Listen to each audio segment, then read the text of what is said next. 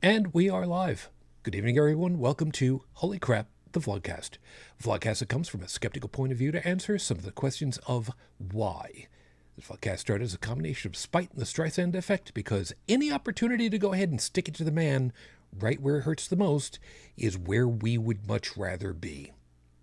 And if that happens to be something as simple as learning, good. All the better. And, of course, as always, part of this is to follow through with the old adage that sometimes the journey is more important than the destination. I'm your main host. I'm known as Shujin Tribble, and you can find me pretty much everywhere under that name. That's Shujin. Hi. Yeah, for those of you that are watching right about now, you might notice that I've grown things on my head. I'm not going to exactly call it invested in because they were like $25 for a set of headphones, but they're far and away better than the ones that I have had for like forever, and the earbuds that I bought to replace them were not worth the cheap amount that I paid for them.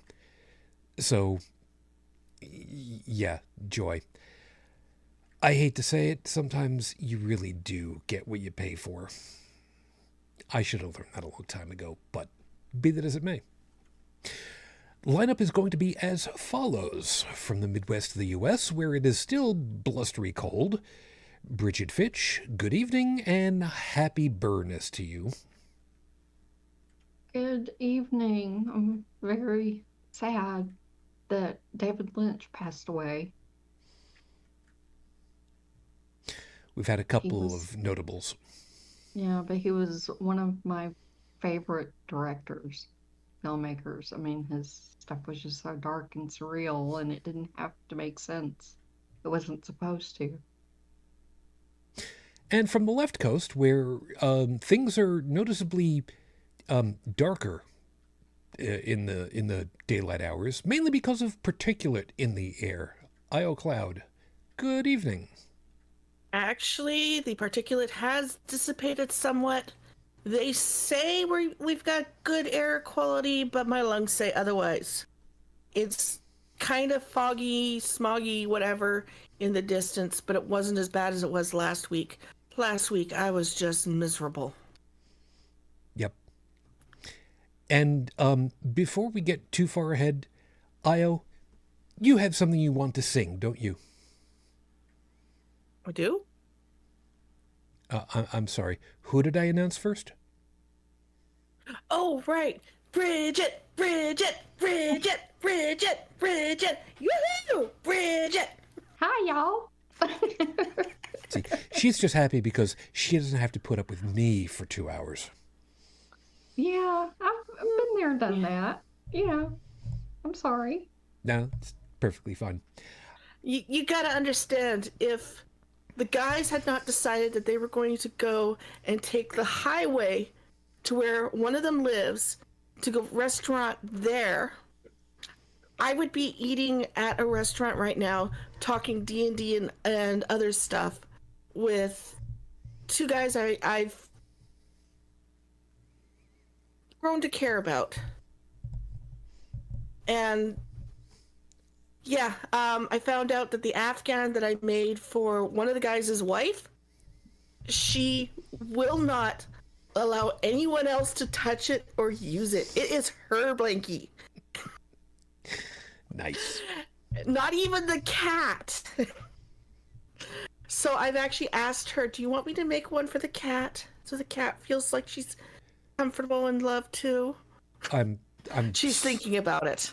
I'm sorry. Why was that even a question mark? You know better than that. I know better, but still, it's is what it is. I can't make an Afghan that quick. Although I've got 2 more of the Star Afghans in progress. One of them, I'm on the last 3.5 rows because I won't go further with it. I don't like the yarn. Lion burn, shocking. And the other one is just started, and it's going to go to a friend who was widowed, I think during the summer months. So yeah, I haven't decided if I'm going to take her up on her offer to pay me or not. Alrighty. I haven't decided. And everybody, I'm sorry to say this. I tried about 10 minutes ago. TikTok is gone. Yeah. So we'll get to that in just a moment. But of course, as always, thank you all for paying attention to us. If you'd like to join us as we record live, you can be part of the live chat over there. That would be in some particular order tonight. Stephanie. And yeah, IO is there too, but I mean that's kind of not exactly a given, but cool. So good morning, Stephanie. Good to have you back over there. You obviously have not frozen anything off, so it's good. That's a dig at last week. Yeah, as we're recording this, it is the 19th of January, 2025. The death knell of TikTok has happened. Okay, and we know full well that the inauguration is going to be happening very, very, very soon. Before we get into, my actual opening, and we get into the scopes and the actual everything, I wanna open up with something that normally we wouldn't go ahead and do, and tackle just a really very quickly here for a moment. The House, I believe it is, has gone ahead and said that for the inauguration, flags will be raised to full staff for the inauguration and then relowered to half staff the day after. They are currently at half staff in 30 days of respect for the passing of ex-President Jimmy Carter. Io, you are ostensibly Canadian. I want you to hold on for just a second. Bridget, you were in the military, a group that ostensibly would have a little bit more respect, shall we say, for the colors being flown and how they're flown. I ask you, as someone who would otherwise have respect for how it's supposed to be done, what level of bullshittery do you consider this to be? I think it's absolutely disgusting. And to make matters more offensive and worse, there are several states. Texas is one of them. I'll have to go back and get the list. California. That are putting up MAGA flags in honor of the inauguration. I was unaware of this, and California is raising the flag apparently. Or are they raising a MAGA flag? That's what I want to know. Because this is Texas, Tennessee. I might have to Google the list of states, but there are several states that are encouraged to fly MAGA flags on Monday at all of their state facilities in support of the inauguration. But it's not a cult. But it's not a cult. Yeah. So, a Canadian in the room. Yes. This is why I wanted to get your perspective, because I don't know how the system would otherwise operate on the Canadian side of everything.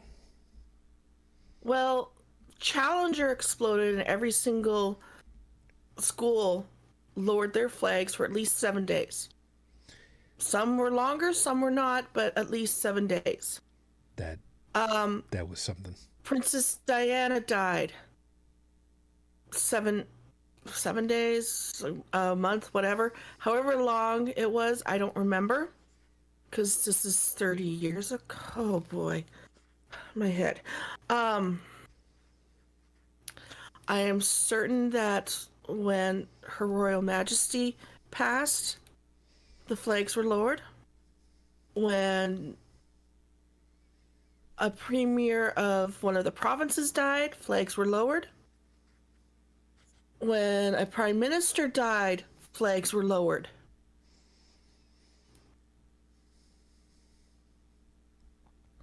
I don't have the words to use in polite company that won't get you dinged for what I am feeling right now about Pumpkin Spice Palpatine.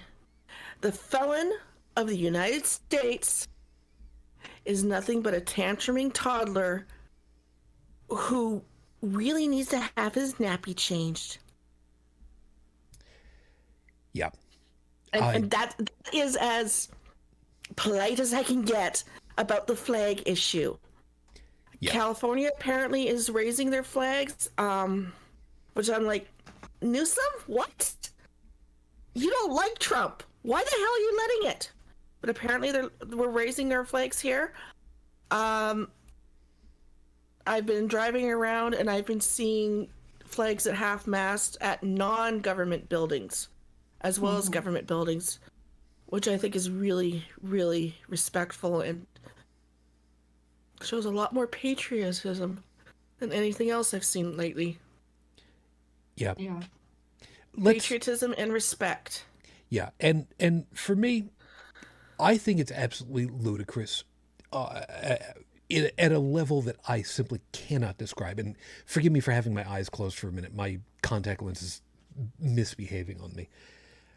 Individual organizations, individual people, private groups, they are, of course, able to do whatever it is that they want to do because, I mean, they're individuals.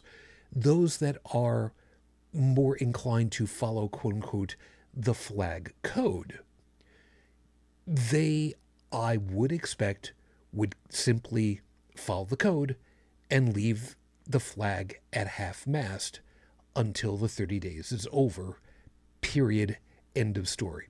Now, for those of you that are outside of the U.S., the flag code is actually a codified list of Thou shalt do this with the flag. Thou shalt treat the flag this way. Thou shalt fold it this way. Thou shalt not let it touch the ground. I don't know all the rules, but I know at least those basic ones. Right. I was trying to think of the right word for it because they are expected to be rules. But the problem of it is these rules occasionally butt up against things like the First Amendment. For instance, the idea that you are not permitted to desecrate the flag according to the flag rules. But hold on a second. If it's a protest of some kind because you're making a statement, First Amendment says perfectly fine. You can do what you want, so long as you are not having, as long as you're not burning it in an area where it's currently a no burn area, for instance, and you're not going to accidentally start a fire, which is a local ordinance, which is different. You know, it is what it is. And again, the flag code is considered rules, but only so much as that individuals are wanted to follow it. And it doesn't really hold any legal sway, really. The idea that any governmental body would be kowtowing in terror, obsequience, I believe is the correct term for it, to this petty individuals whining and griping about, oh, he's dead, but I'm alive, and it should be, I should get the full respect. Motherfucker, you don't give it, why should you expect it?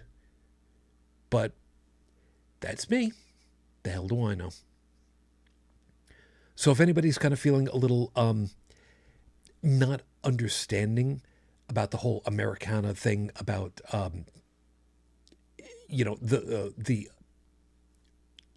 incredible reverence we have to our flag fetishism, yeah, some of us understand why you think that we're really weird this way. there are only a handful of rules that I would follow for the flag that I have for my house, because it was provided to my wife and I when we had this house built, and it was given to us by my father-in-law, her dad, who was in the U.S. Army. He was World War II Japan occupation force. He was a cook. And just to finish the story on that one, he learned Japanese from the ladies there so that he could court my mother-in-law.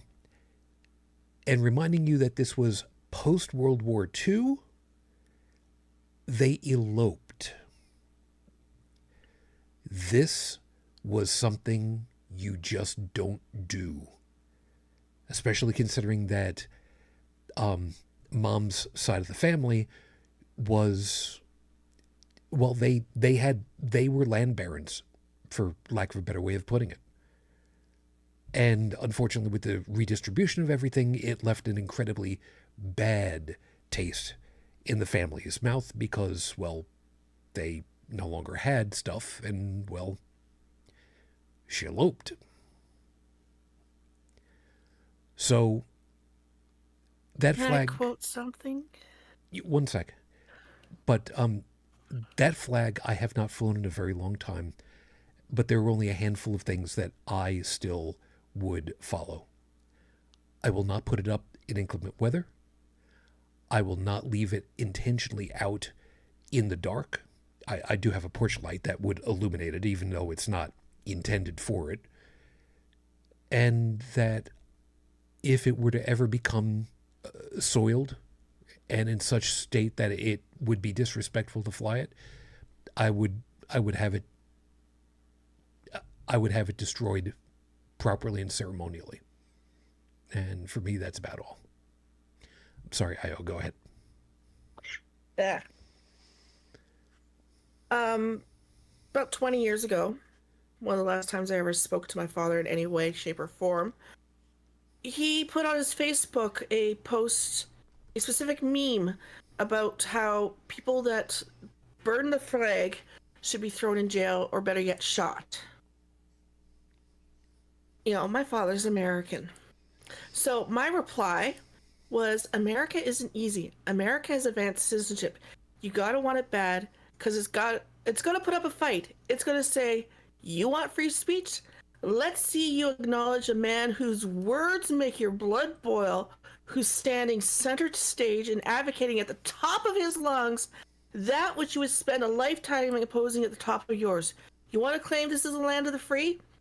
Then the symbol of your country can't just be a flag. The symbol also has to be one of its citizens exercising his right to burn that flag in protest. Show me that, defend that, celebrate that in your classrooms. Then you can stand up and sing about the land of the free. This is half the reason why he ejected me from his Facebook. The other half was him saying that Ronald Reagan was the last time the adults were in charge. My reply was from Arnold Guthrie. Reagan was a fine president. The more he slept, the safer we were.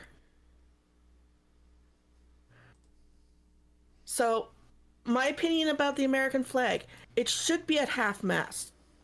It should be held down respectfully for Jimmy Carter. Because you know damn well MAGA is going to flip out when their holier-than-thou savior, the FOTUS, dies, and his flag is not up for 30 days or more. Like, half-mast. Yep. He is disrespectful to the flag, disrespectful to the office of the president, disrespectful to previous holders of said office, because he's a temper tantrum toddler. There are different ways that it's been said, and it's been misattributed many, many times over. But if you want to understand how it's supposed to work, the quote, and I may be not exactly saying it quite correctly because I'm reading off of one of these websites that says, here's who it's attributed to, and I can't digest it all enough. I wholly disapprove of what you say and will defend to the death your right to say it. Mm-hmm. That's how it's supposed to work, and God damn it, anybody that thinks otherwise really doesn't understand how things are supposed to work. So we've burned up way too much time on that, so how about I just get everything rolling, and we'll move as quickly as we can and get things started. So 5 minutes on the clock. I'm going to start your freestyle right here. Creativity. People don't understand creativity in a lot of respects. Creativity can very easily be just, let's take a whole bunch of mind-altering chemicals and see what new things go and come out of us when the electricity is bouncing around in ways that we otherwise wouldn't have it do. And I mean, yeah, that's all well and good. That gave us things like Lucy in the Sky with Diamonds. And for anybody that's wondering, is that really? I'm sorry. You just listen to the song. You know full well. Had to have been something. Was it LSD? Don't know. Personally, don't care. And I've been questioned several times by people who are just like, well, how do you come up with what you do? You're weird. What are you doing? And truth be told, I don't know. Now, yeah, I have things that I like to imbibe. I have my coffee. I mean, coffee is, for lack of a better way of putting it, it is like a vice for me. I like my coffee. I don't know what to tell you. It's high-test hot chocolate, I guess is probably the best way of describing it. I do like my wine, but, I don't have that very often. As a matter of fact, I can't even tell you the last time that I've had it. After that, do I do anything weird? Maybe I just don't get enough sleep. I don't know. It's hard to be able to describe that. But the creative drive is something that a lot of people don't seem to really understand what it is, why it even is, and if it's something that is worthwhile. And even that is a misplaced idea as to what worthwhile really means. Creativity is sharing an emotion with people. The best way that music has ever been described to me is in two different ways.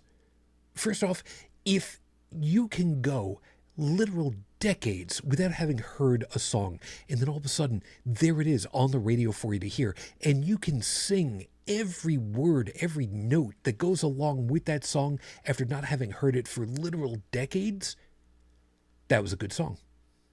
Whether you like it or not, it was a good song.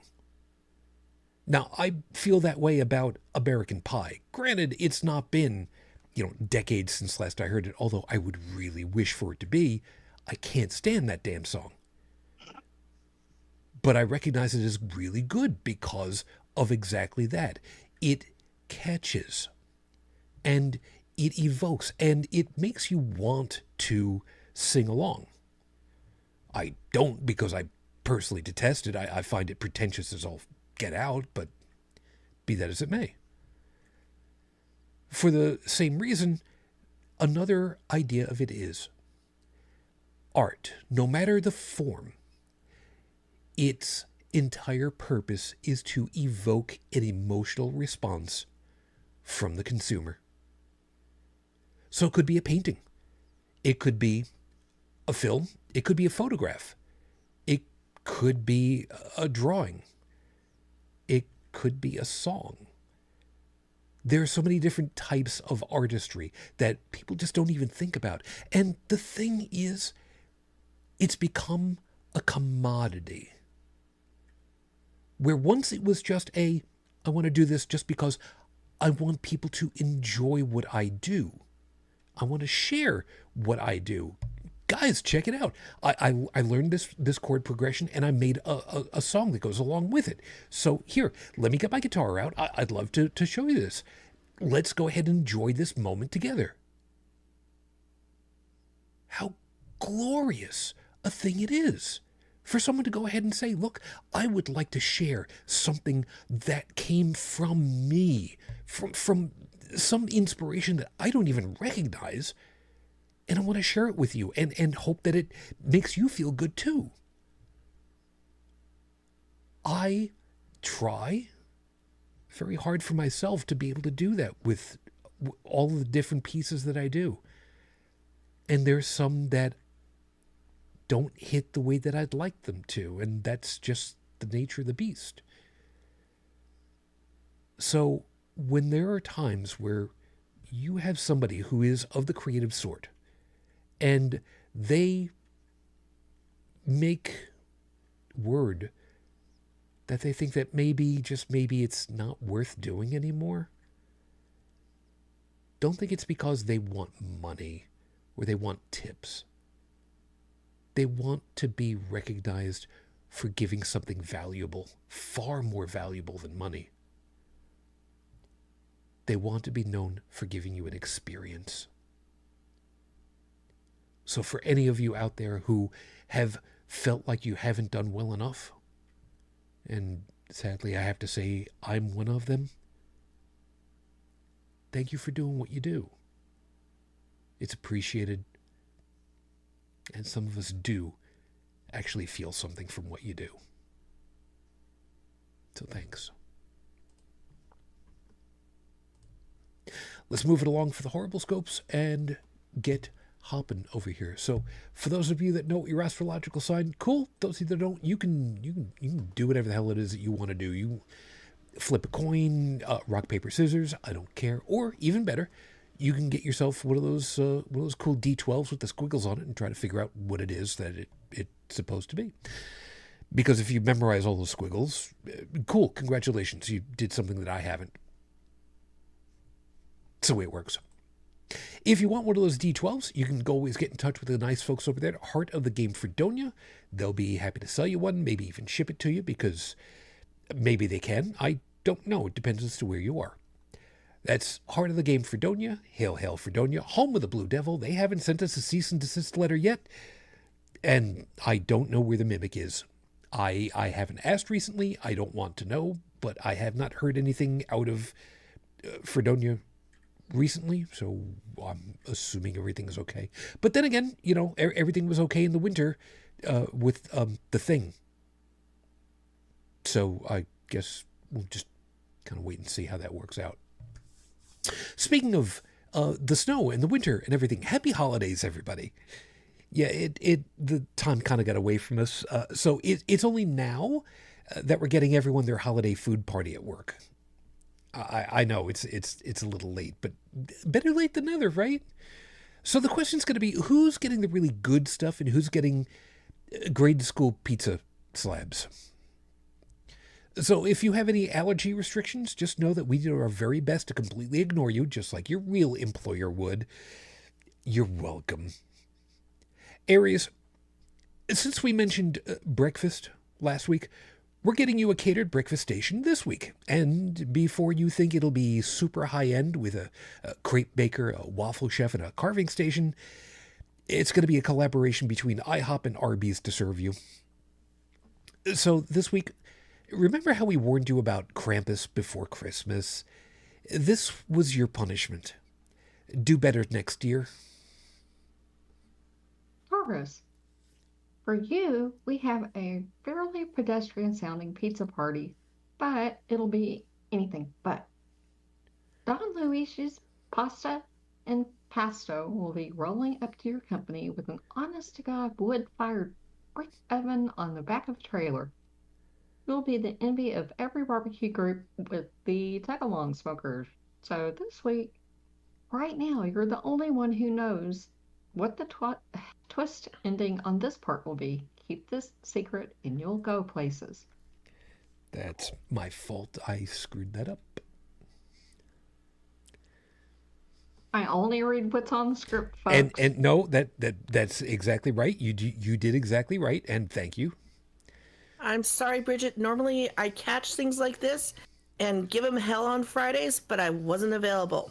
I was listening, but I wasn't able to participate.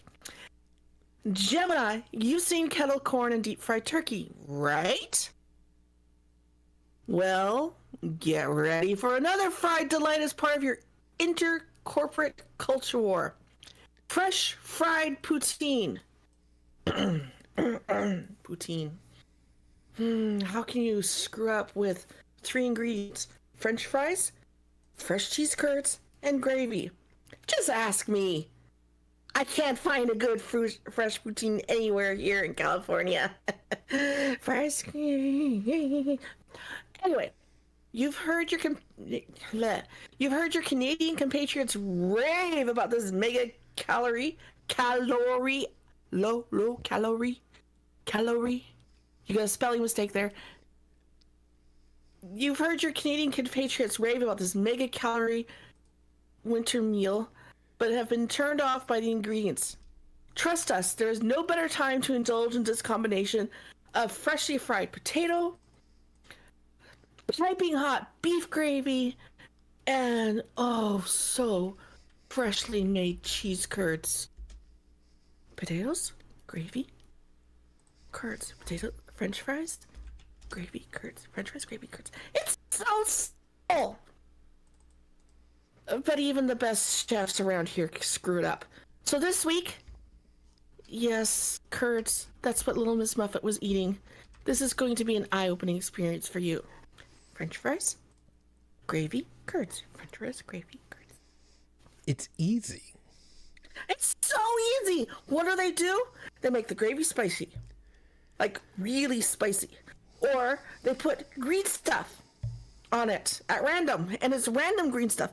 Or they decide, no, it needs some more meat. So they throw pulled pork or pulled beef or pulled something into it. No. 3 ingredients.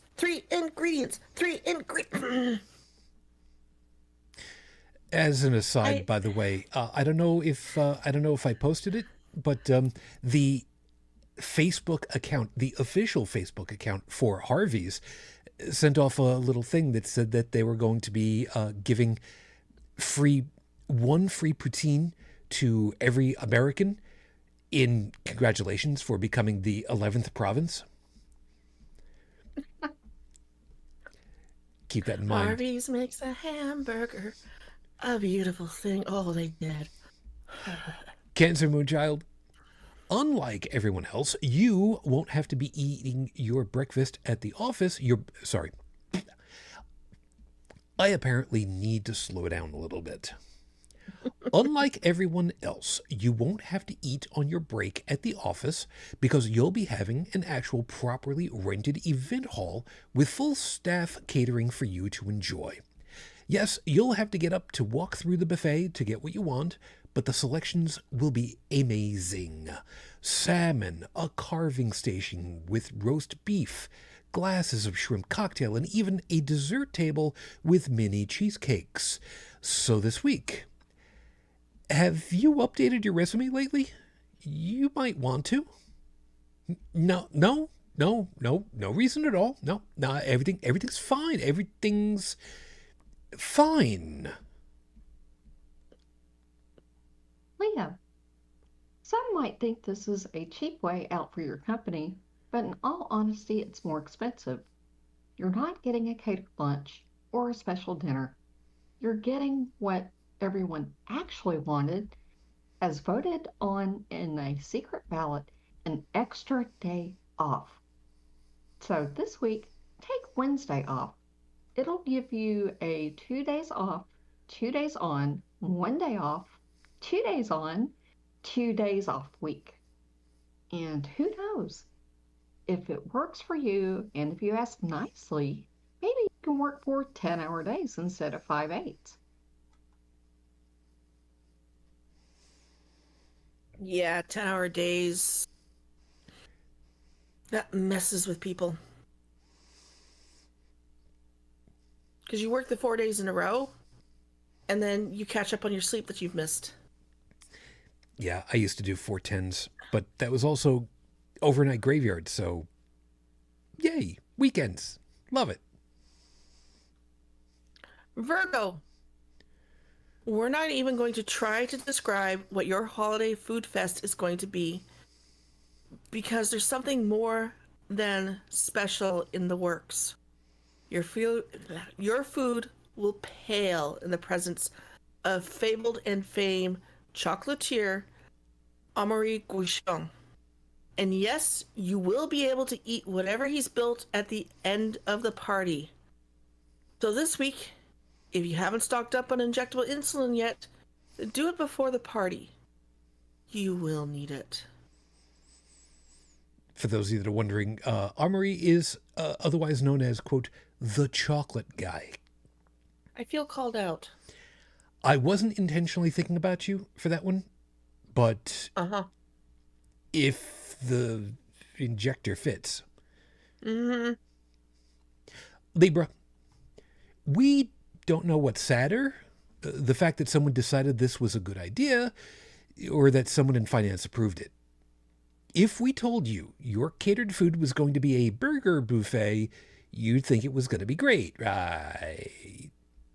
Sadly, the bean counters got the proverbial lowest bidder contracted, so you'll all be transported back to grade school in some of the saddest cheeseburgers you've ever known. So this week, look, we feel for you this time. There's only one way to make these things palatable, and that's stacking French fries in the middle of all the ketchup. That's assuming they gave you fries instead of those single-serve bags of potato chips. They're probably not even Lay's either. Scorpio, you remember when your company had a Who's Come the Farthest Distance to Work Here award on Halloween? They had an ulterior motive, and it's now come to fruition. The winner was Advika from Loss Prevention, who hailed from the Indian state of Maharashtra. In her honor, they decided to contract a semi-local Indian restaurant to bring in pav bhaji, a thick, spicy vegetable curry served with a soft, buttered bread roll. So this week, whoever the sadistic son of it who suggested the restaurant make it, quote, Indian hot, needs to learn what that term actually means before they say it again.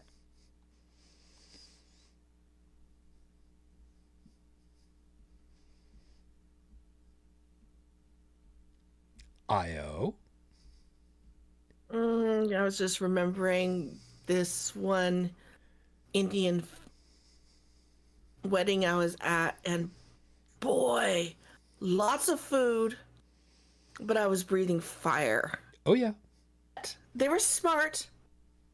For those of us that couldn't handle it because they knew that there was people coming who had no contact with that sort of culture or cuisine before, they made sure that there was yogurt and sour cream available. Good. Good on them. Sagittarius, your company is also staffed with sadistic people, and before you say, well, duh, I knew that. No, you didn't know about this one. They're planning on offering a $1,000 bonus to anyone that can survive the 10 rounds of jelly beans. It's a simple game, really. A big tub of jelly beans with normal and tasty flavors are dumped into a bowl, mixed up, and the contestants reach in, take one, then all eat at the same time. If you flinch, you're out. So this week, remember the movie War Games? According to Joshua, what is the winning move? Yeah, do that. I've actually had one of the Harry Potter themed ones, and I got the earwax flavor. And I also got the vomit flavor in the same box. Like, did you have to make this realistic? And it's worse. Apparently, there's enough of a calling for it that they continue to make it. I know. Capricorn, your company is setting up everyone at a hotel and convention center for your event. No one, and I mean No one in your town has ever seen anything like this before. The company will be closing for the next week, and you're all being provided with a room after this 21 and older feast to Odin. There will be a Viking-themed longhouse setup with fire pits and mead and musicians and meat and vegetables of all kinds for everyone. And when you're done, just go up to your hotel room to sleep it off. So this week... Did we say the feast was over? The hell we did. The party starts on Thor's night and won't end until Saturday night. You have all earned this, and I went to look it up. Apparently there are places where you can order mead by the barrel. Yes, there is. Aquarius, you always think we're out to get you, but we're intentionally flipping the script on that. So long as you're not vegetarian, you're about to love this catering set. Say hello to the collaboration between the International Model Rocket Consortium and Yankee Barbecue. Your meal will be loaded onto a 7-stage model rocket, launched from a nearby airport and airdropped with a parachute emblazoned with your company's name and logo. So this week, look, if NASA could drop the Perseverance Mars rover with a parachute with embedded NerdSpeak code in it, what's wrong with this plan for your company? It's not like there's something like apple pie that's going to get damaged in it. Pisces, yes, fish face, it's your turn. All things considered, this wasn't too a bad idea. This wasn't too bad on a... Grammar seems off somehow. All things considered, this wasn't that bad of an idea, if a little misplaced. Remember the whole Christmas in July sales ideas? Yeah, well, they decided to do it in reverse and make the theme July and Christmas. Except it's January. Wait, shouldn't you just go to Australia? Anyway, thematically, they've gone with a picnic lunch for everyone. So egg sandwiches and fried chicken and grapes and wine and hard cheeses. And you know what? This is actually far classier than we'd ever thought they'd do. So this week, we all know you do a killer Yogi Bear impersonation, but please, please, no one needs to hear it at this time. Right, boo-boo? Discretion is the better part of valor.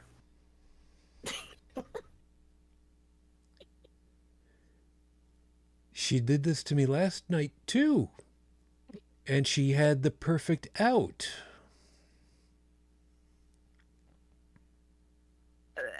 Tell you about it when we get off the air. Her out is that she's not Pisces, therefore she's not bound by it.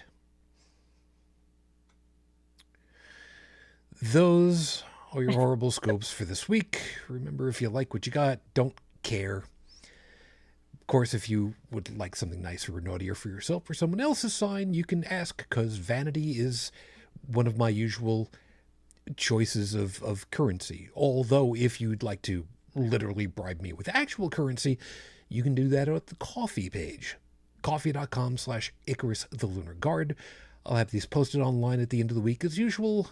Tumblr, Facebook, Coffee, Discord, Blue Sky, because I keep forgetting to mention that Blue Sky is there, but Coffee is also there, and I keep forgetting to let everybody know about that because I'm an idiot sometimes. Notice I said sometimes. This is episode 524 on the docket, Your Honor. There are 4 lights.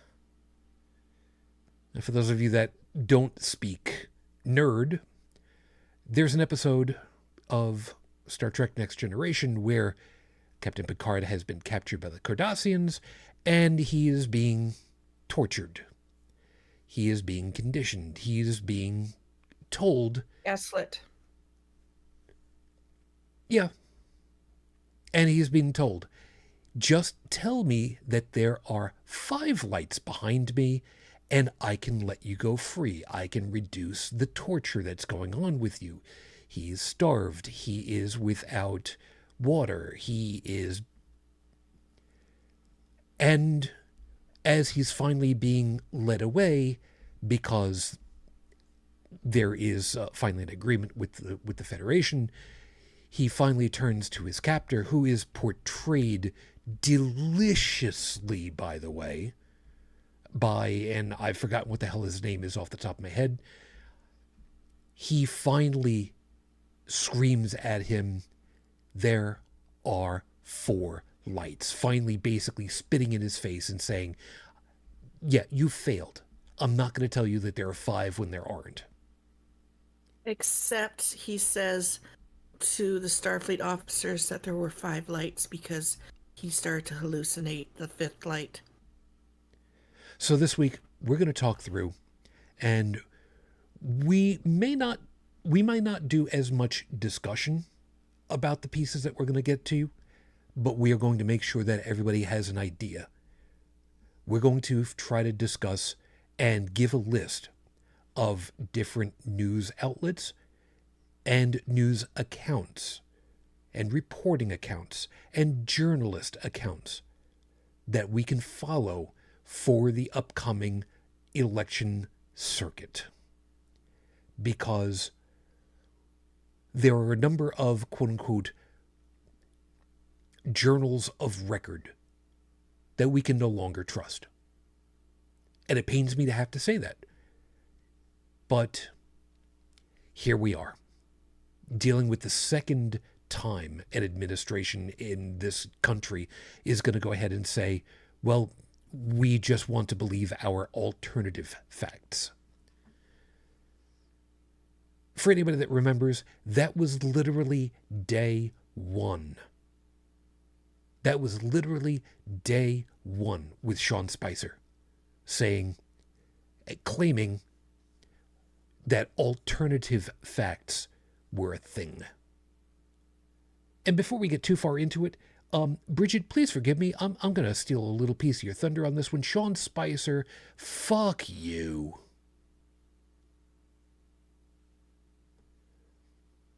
Now that goes for a whole bunch of others who were involved in utilizing that term, but you know what? Screw it. So I haven't pulled it up in a long time, and I don't know that it's really going to make much of a difference at the moment. But traditionally, there is a graph that is put out every year that tries to figure out where all of the major news organizations fall in the area of, are they left-leaning, are they right-leaning, are they more factual, or are they more not factual in their reporting. But the problem of it is, with the way that things have been shifting over the last, well, since the election, there are a number of groups that have been bending the knee early, shall we say, to be more favorable to the incoming administration and its blowhard mouthpiece. So I'm not going to be trusting the news organization graph at this time, so we're not even going to refer to that. We're going to talk about the groups that we do believe that we can trust. You know, the Washington Post even changed their label or their motto of the newspaper. It used to say democracy dies in darkness, and now it's changed to telling the stories that Americans want to hear or some bullshit like that. So what makes them any different from the National Enquirer? Nothing.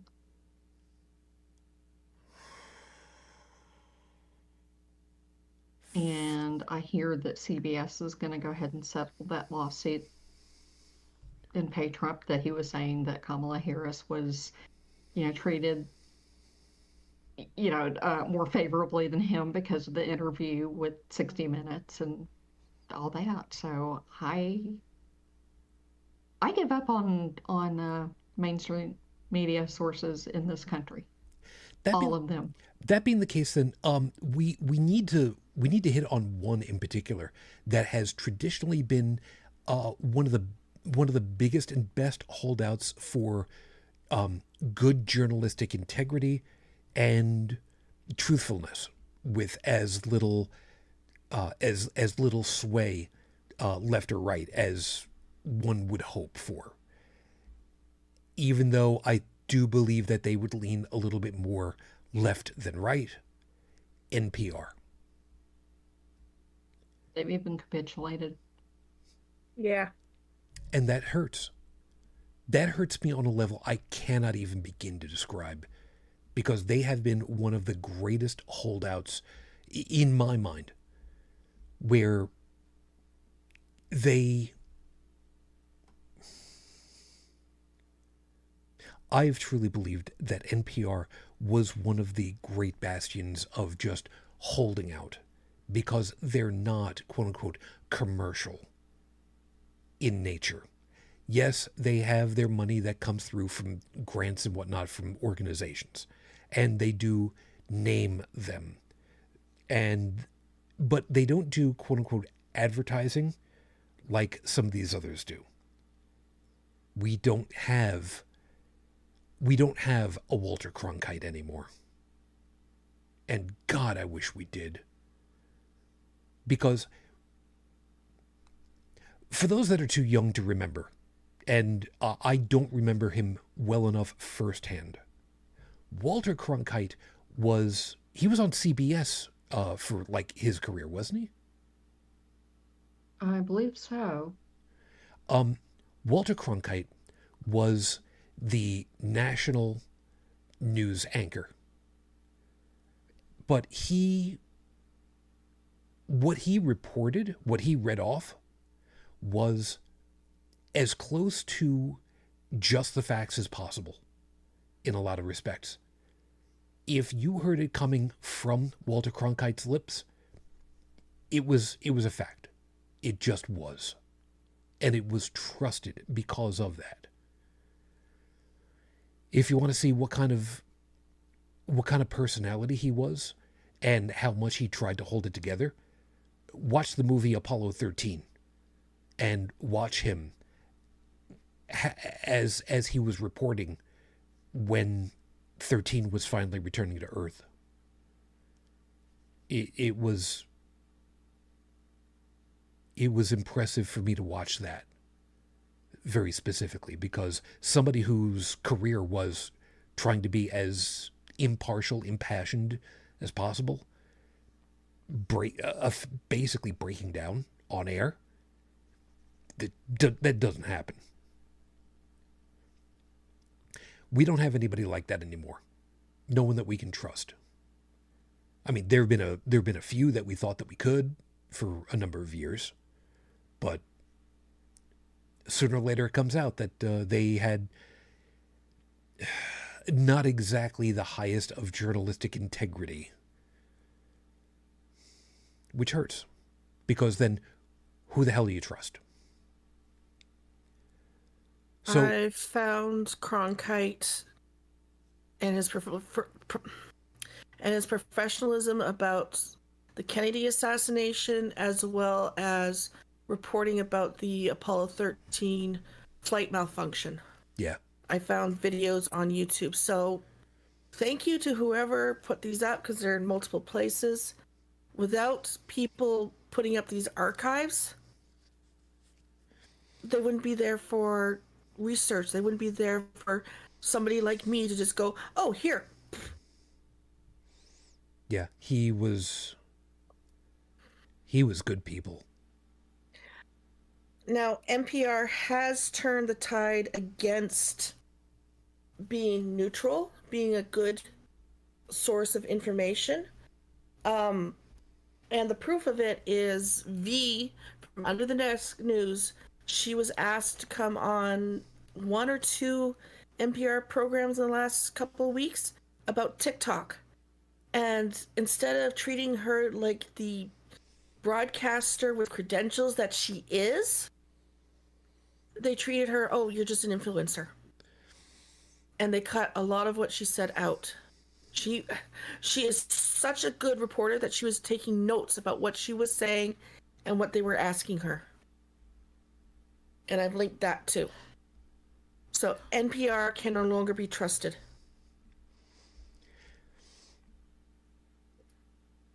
So the question becomes, U.S.-based reporting, as far as the quote-unquote big names are concerned, are there any groups that you feel that we, at this time, could still trust? I would love to believe that the newspaper that I grew up on would still be worthwhile, though I have not read any newspapers worth a damn in a very long time. The one that I grew up on reading, even as a very young child, and reading it very, very well, I might add, was Newsday. Back in the day, Newsday, when I was a kid, was just starting out. I still remember where their plant used to be in Farmingdale, Long Island, before they, got so big that they, moved into New York City. They used to have different editions for the different counties also. And if memory serves, they were writing at a 12th grade high school level. So, 17, 18-year-old expectation. And as a single-digit kid, I would read. I would read those. I would devour those just because I could, which kind of freaked out my parents a little bit. But for me, it's just like, yeah, I'm reading. I mean, what's the problem? But like I said, I don't know what kind of situation they're in particular. The fact that they are in New York City at this point leads me to wonder and think maybe not so much trustworthiness anymore for exactly that reason. Brian Cohen, like Stephanie says, Colbert. Oh, well, yes, we're gonna get to these guys. Those guys that started on Comedy Central, that have switched over to mainstream news, more or less. I would trust them more than I would even CBC, CTV, Global, the Canadian channels as well. Or for that matter, even the BBS channels or the BBC channels. It's like the entire news media has taken a turn to the right to cover up somebody's little leavings and make it smell like roses when you know it actually smells like stink. This is the reason why TikTok was banned. Not because, oh, no, Chinese, they have all of our information. No, that was not the reason why TikTok was banned. They couldn't control the newscasters that were on TikTok. Like Soxford, like V, like Meidas Touch, which is also on TikTok. Or they used to be, as well as other places. They were all on TikTok, and that's where they got started. They were down in the trenches journalism that would go out to the protests and to this and to that. And some of them, they made a great career out of it. And some of them gave up because the right-wing news media, which is all that it is right now, basically told them to shut up.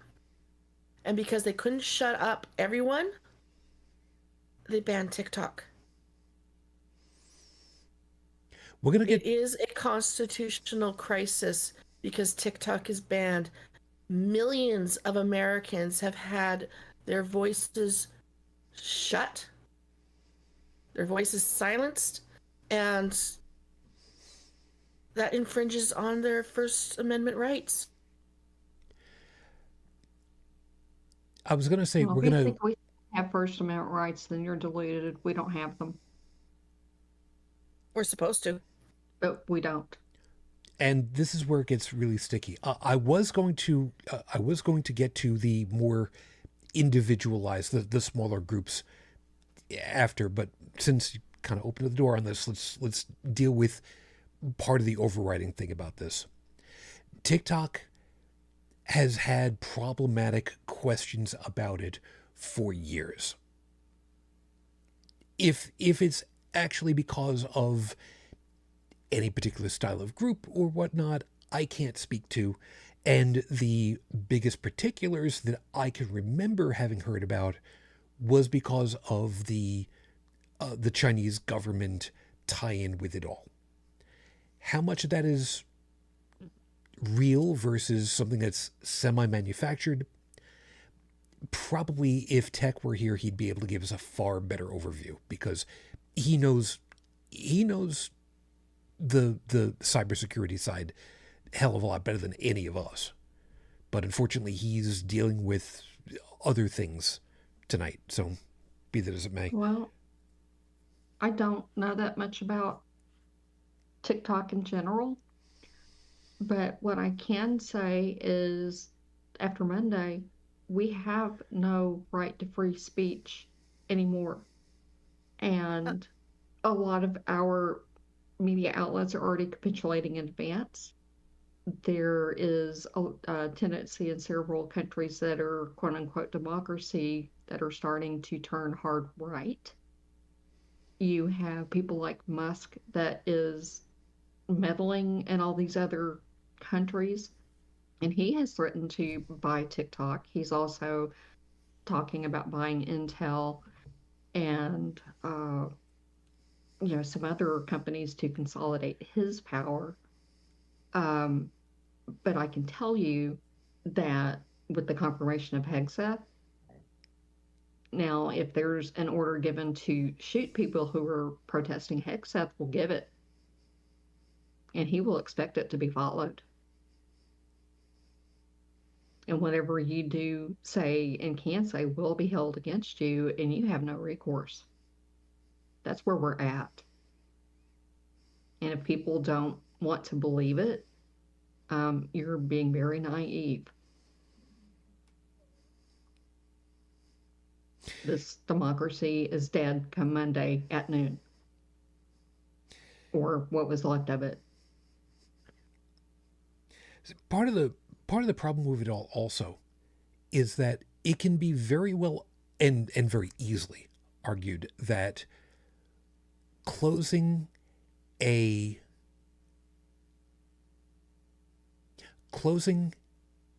private company down does not infringe on someone's First Amendment protected voice because you are utilizing someone else's part of the way that this has been described.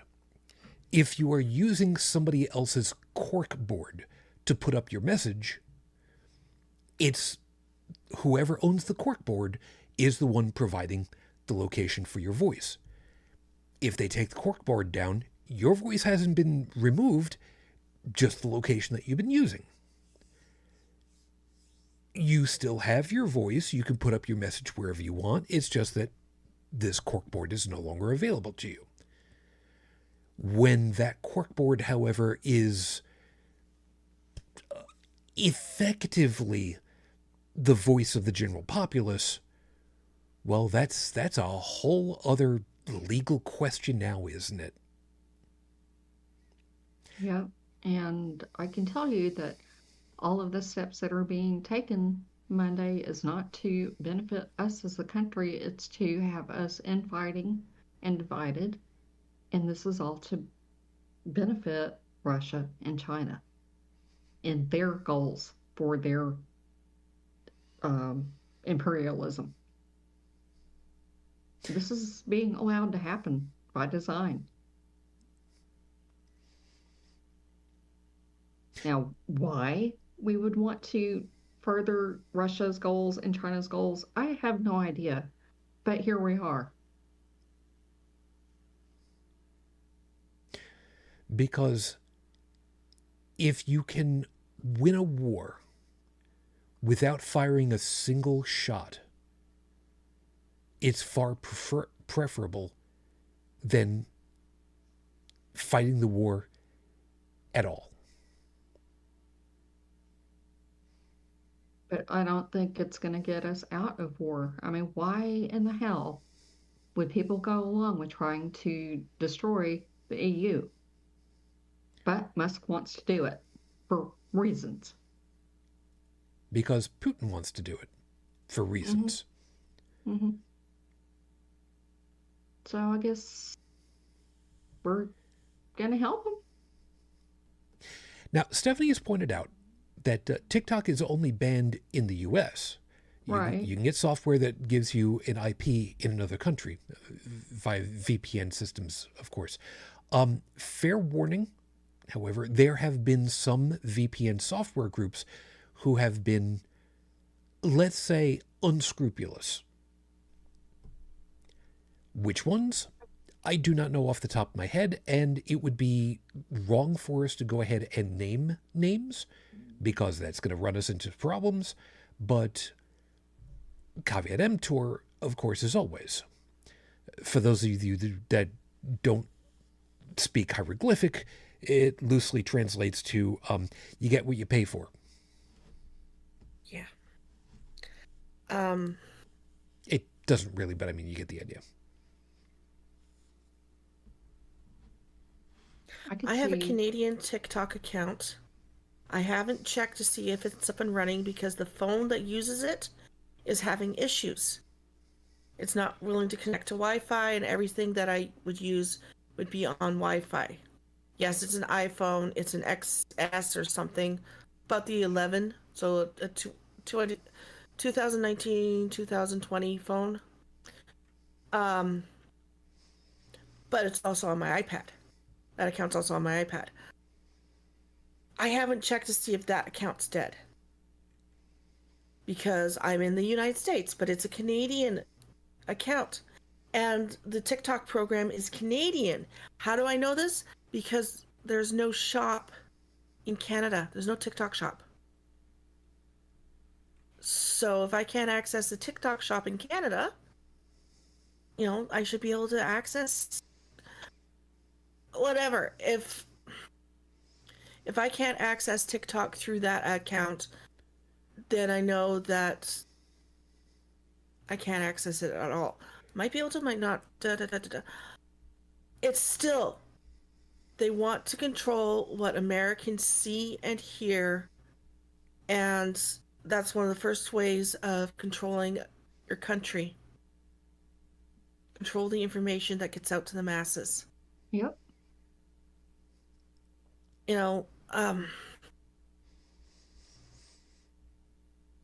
He's gearing everybody up for war. He's going after allies. Mm-hmm. Yep. He's destroying treaties and trade agreements that have been around 20, 30, 40 years. And more. Yeah. And more. They've got people I was going to say. And his buddy.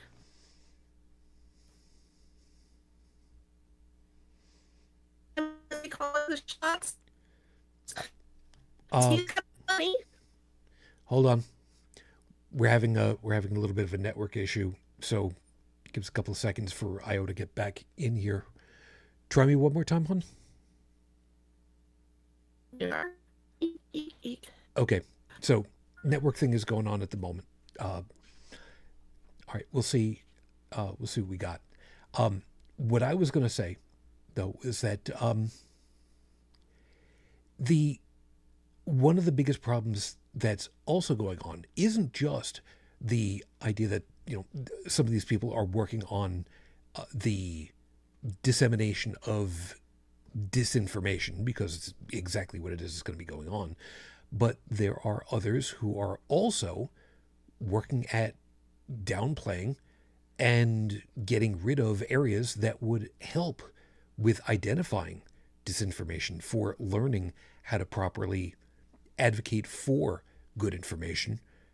Things like, whoever's going to be the next Secretary of Education, the next person that's going to be in charge as Secretary of, oh God, what the hell was the thing I was just thinking of? Secretary of the Treasury, who, when asked about the whole, what do you think about raising the federal minimum wage? Would you be interested in doing that? Just flat out said, just no. No other wording for that. So, there's too many of these groups, too many of these people that are just flat out just looking to dismantle so many different things, and it's annoying as all shit. Let's try again now that we've given it a moment. Io, talk to us. Make sure that you're actually properly networked in again. Can you hear me? Can you hear me now? Can you hear me now? Can you hear me now? No. No, we'll give it another couple of moments.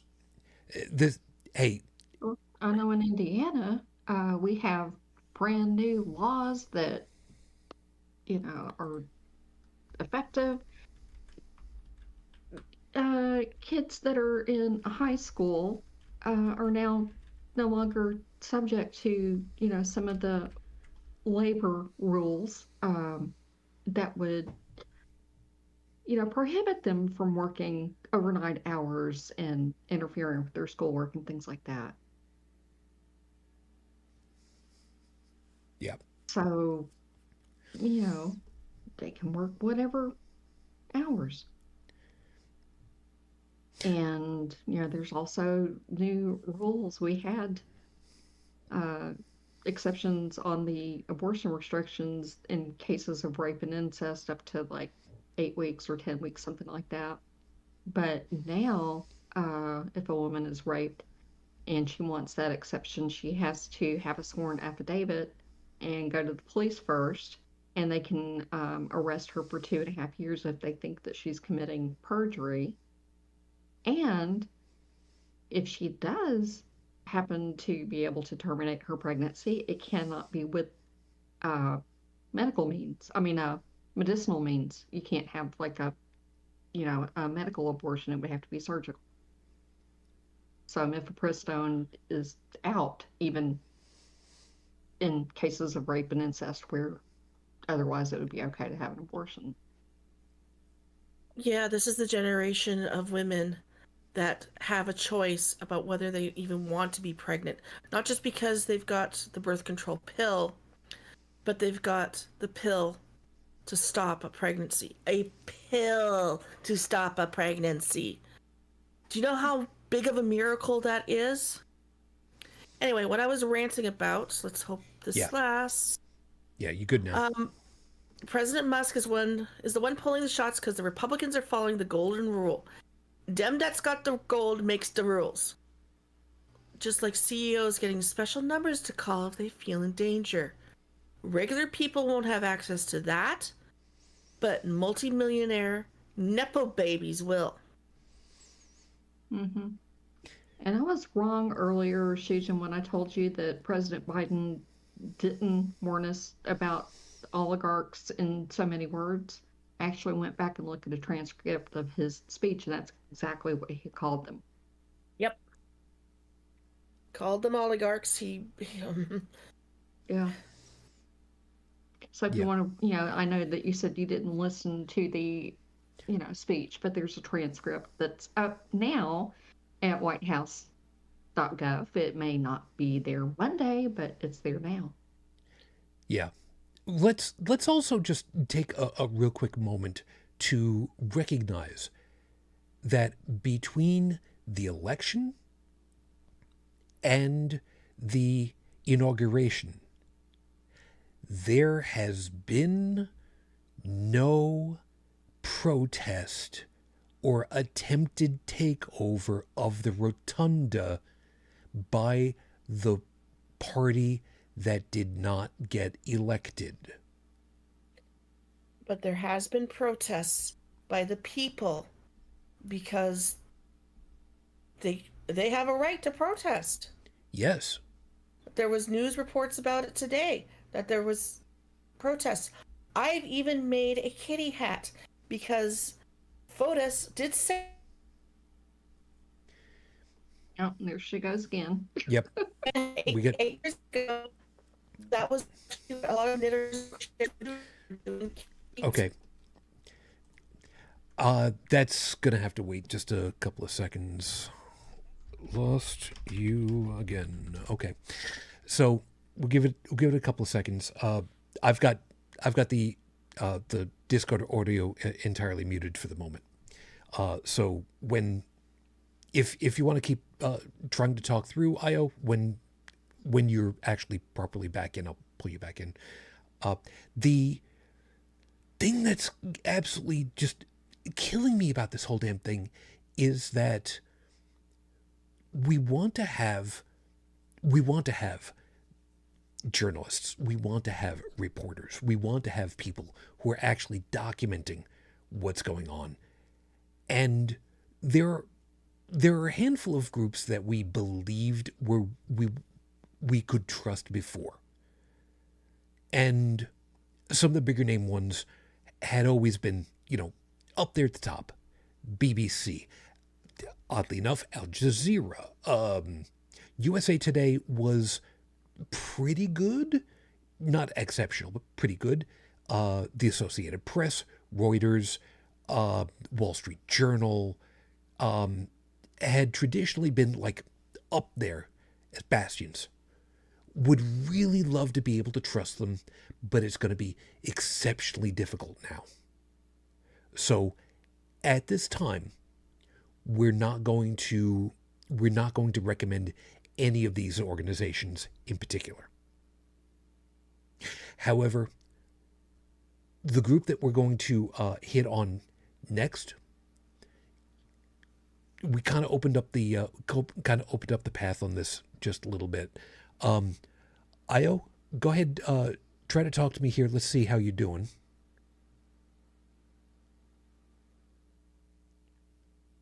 I'm not getting anything at all. Bridget, you do hear me, yes? Okay. I know you guys over on YouTube didn't hear that. I'm sorry. It's just an all or nothing muting for Discord at the moment. Io, do you hear me? Well, no, it's still futzing in and out. Considering how things are going for you out there, I'm not entirely totally surprised at the moment. I guess we'll see what we got. We'll give it another couple, and we'll come back to that. What Io had mentioned before was the groups of individuals, probably the best way I can put that, who had worked in the comedy area, working with The Daily Show, for instance, with John Oliver, with John Bridget had just said Jon Stewart. I'm sorry, like I said, it's just all or nothing for the Discord side at the moment, which I'll bring you back in while I wait for Io. I'm assuming she's putting the system through a reboot. So I got you back in again. Oh, and you are back. Let's see what you got, Io. Well, this is my phone. That's working. That's better. Okay, so Io kind of opened up the door on this one. So let's kind of hit these guys. The folks that had worked in the comedy section. The reason why the reason why I feel that these are exceptionally good, trustworthy people is because not only is getting the absurdity on film their shtick and helps, and you can do that on either side. You can do it on both sides. You can pit one against the other, and that's been done before.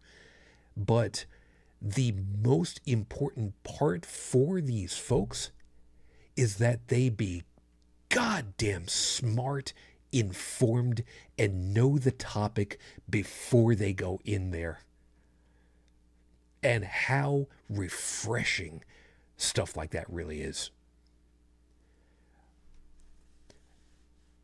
Io, I'm gonna hit you now while we've got a good connection with you. Hit me about what? Well, you're trying to get a point across before. I'll let you kind of backtrack if you still remember what it was that you wanted to hit. Yeah, there was protests today in the Capitol. And 8 years ago, knitters and crocheters all over North America were making kitty hats because a certain somebody said that he likes to grab them by the kitties. And I've made two. One that fits me, one that doesn't fit me. And I'm going to be wearing it with pride for the next 4 years. Good enough. So, I've got one guy in particular that I pulled up so that I made sure that I had his name correct. One of these guys who has worked the comedy aspect of journalistic news reporting and has gone to political rallies. I'll kind of keep that open just a little bit in order to get the pulse of the nation, of people who maybe know what they're talking about, and inevitably we find out they really don't. So, Bridget, does the name Jordan Klepper ring a bell?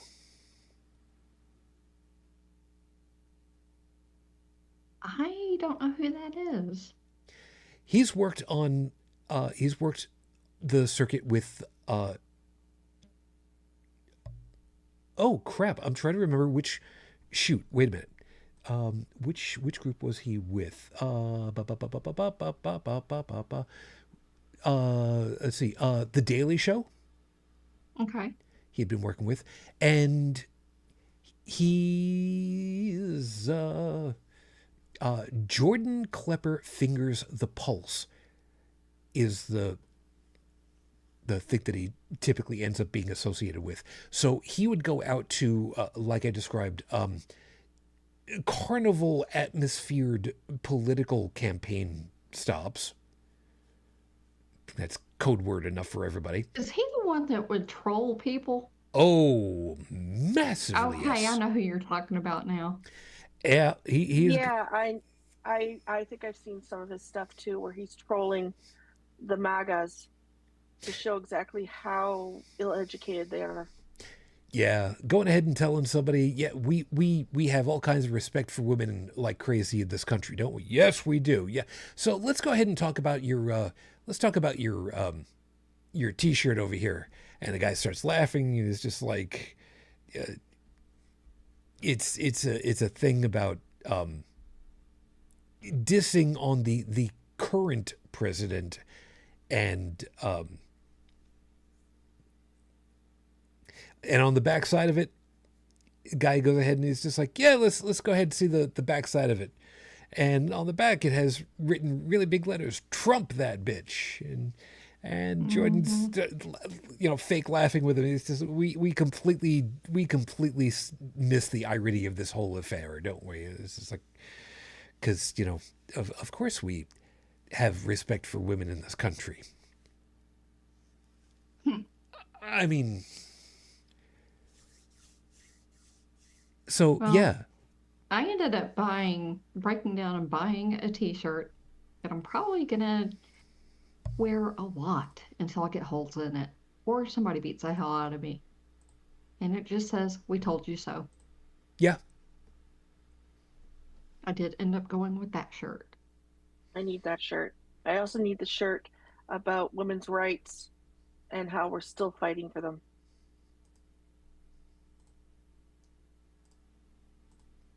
Yep. I'm trying to get a list of, oh God, this list of people. Holy crap. God. God. I'm sorry. I just opened up the Wikipedia article for The Daily Show because that's who Jordan was associated with.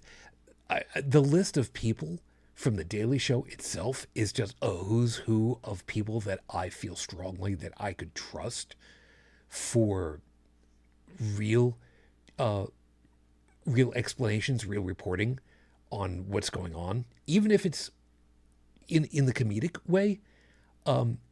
You guys go ahead. You tell me if you've got a problem with any of these people. We'll start off with Jon Stewart.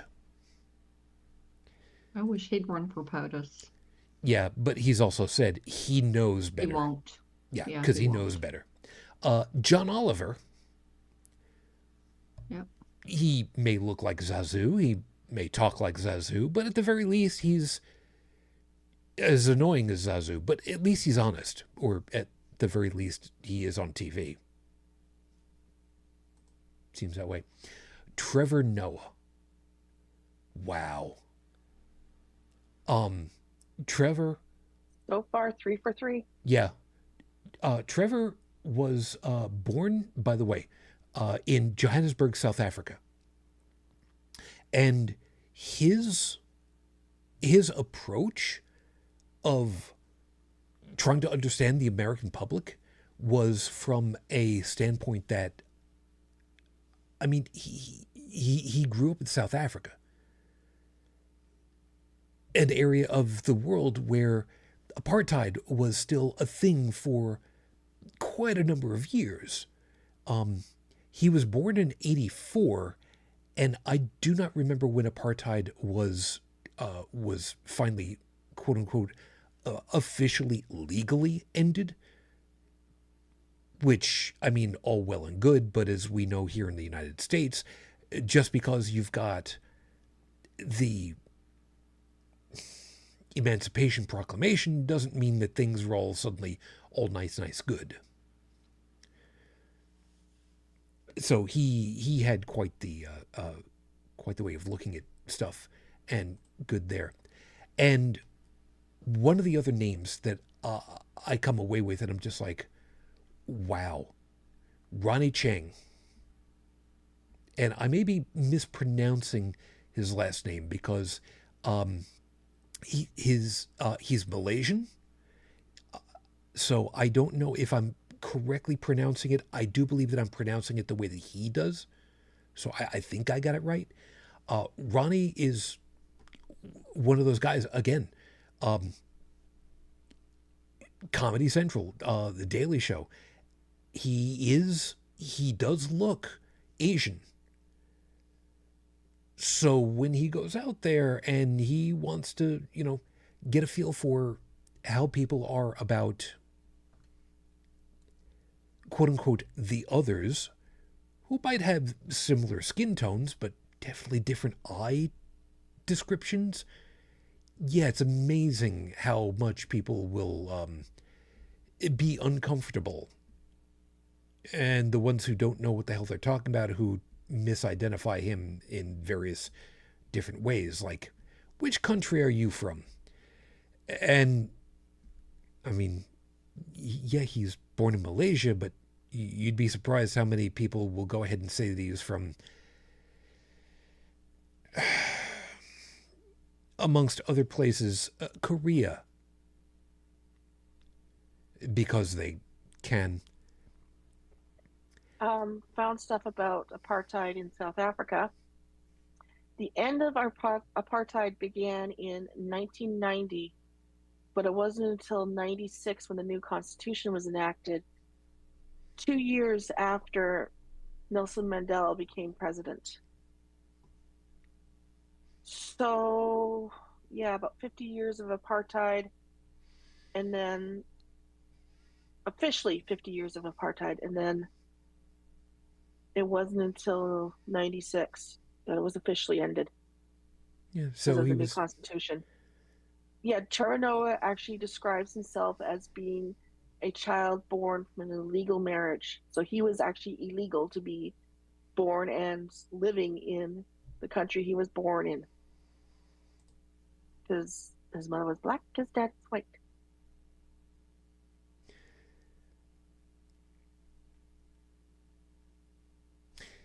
Yeah. Anyway, so would I trust these people to give accurate reporting? 75% yes. And I say that because these are people who are, first and foremost, comedians. So they will have a comedic bend to their presentation. I get that. But at the same time, I know full well, as the expression goes, people are... I'm thinking, see, this is a bad night because I've got the words in my head, and all of a sudden they just like wipe away for no other reason other than they can right now. People are pigeonholed into a certain way, a specific way, because there's a certain level of truth to it. What you gonna do? So these people who don't understand things like, if you want to ban books, you should ban books that have got, ban books from public schools. You should ban books that have pornographic portions to them. Now, it is very difficult for me to agree that things like biology texts would qualify as pornography. I mean, it's kind of hard to make that argument that it is, other than the fact that they're actually using proper medical terminology. And why that is suddenly just like all over our Victorian mores here, I don't get, but welcome to the United States. But then when you go ahead and you point out things like, it was Noah, if I remember right, got drunk by his daughters so that they could have sex with him. 2 daughters over the course of 2 nights, and they raped their dad. I'm sorry, that should be an instant disqualification. And yet, oh, but we want this book in our schools. Why? Song of Solomon. And it's doing it again. It's doing it again? Yep. Yep. And you're on your phone now, you said, right? Yeah, I'm on my phone. So it's the network. It's not the device. Great. How's that? Because I turned off Wi-Fi. That's good. Or so it seems. Maybe. So yeah, don't we just love that little tidbit when that comes up? Because that's one of those things that comes up at various protest rallies all the time. Yeah, and the words I said was the Song of Solomon. Thank you. Yeah, it's supposed to be a very, very, very beautiful song. It's downright erotic. Yep. God damn. At the same time, you have grown women in Texas that do not understand that urine and menstrual blood come out of different holes. I don't get that. There was an don't either. episode of Orange is the New Black where the prisoners were going around discussing the fact that women have 3 holes, and they were using mirrors to show the other women where theirs were as part of the discussion. Nothing was actually shown on screen, but it was all discussed. No, we only have 2 holes. No, you have 3. No, we only have 2. Orange is the new black. This is like 5 years ago, if not Mhm. longer. And it was one of the funnier episodes. But it was also, this is true. Women are ill-educated because they cut sex education in school. They Yep. cut that part of biology out. If we don't know about it, we can't go to our doctors and say, hey, this isn't right. Well, and the other part of that too is if you have no understanding of how that works and what's normal and what's not normal, then if you are raped by your dad or molested by your brother, how do you get the language to convey what has happened to you? It's an excellent question. You don't. There was a book in the 80s, The Courage to Heal. I forget who the authors were because there was 2 authors. And a lot of women in their 30s, 40s, and 50s were going through basically remembering the trauma that happened to them as children and teenagers where family members did things and expected them to stay silent about it for the rest of their lives.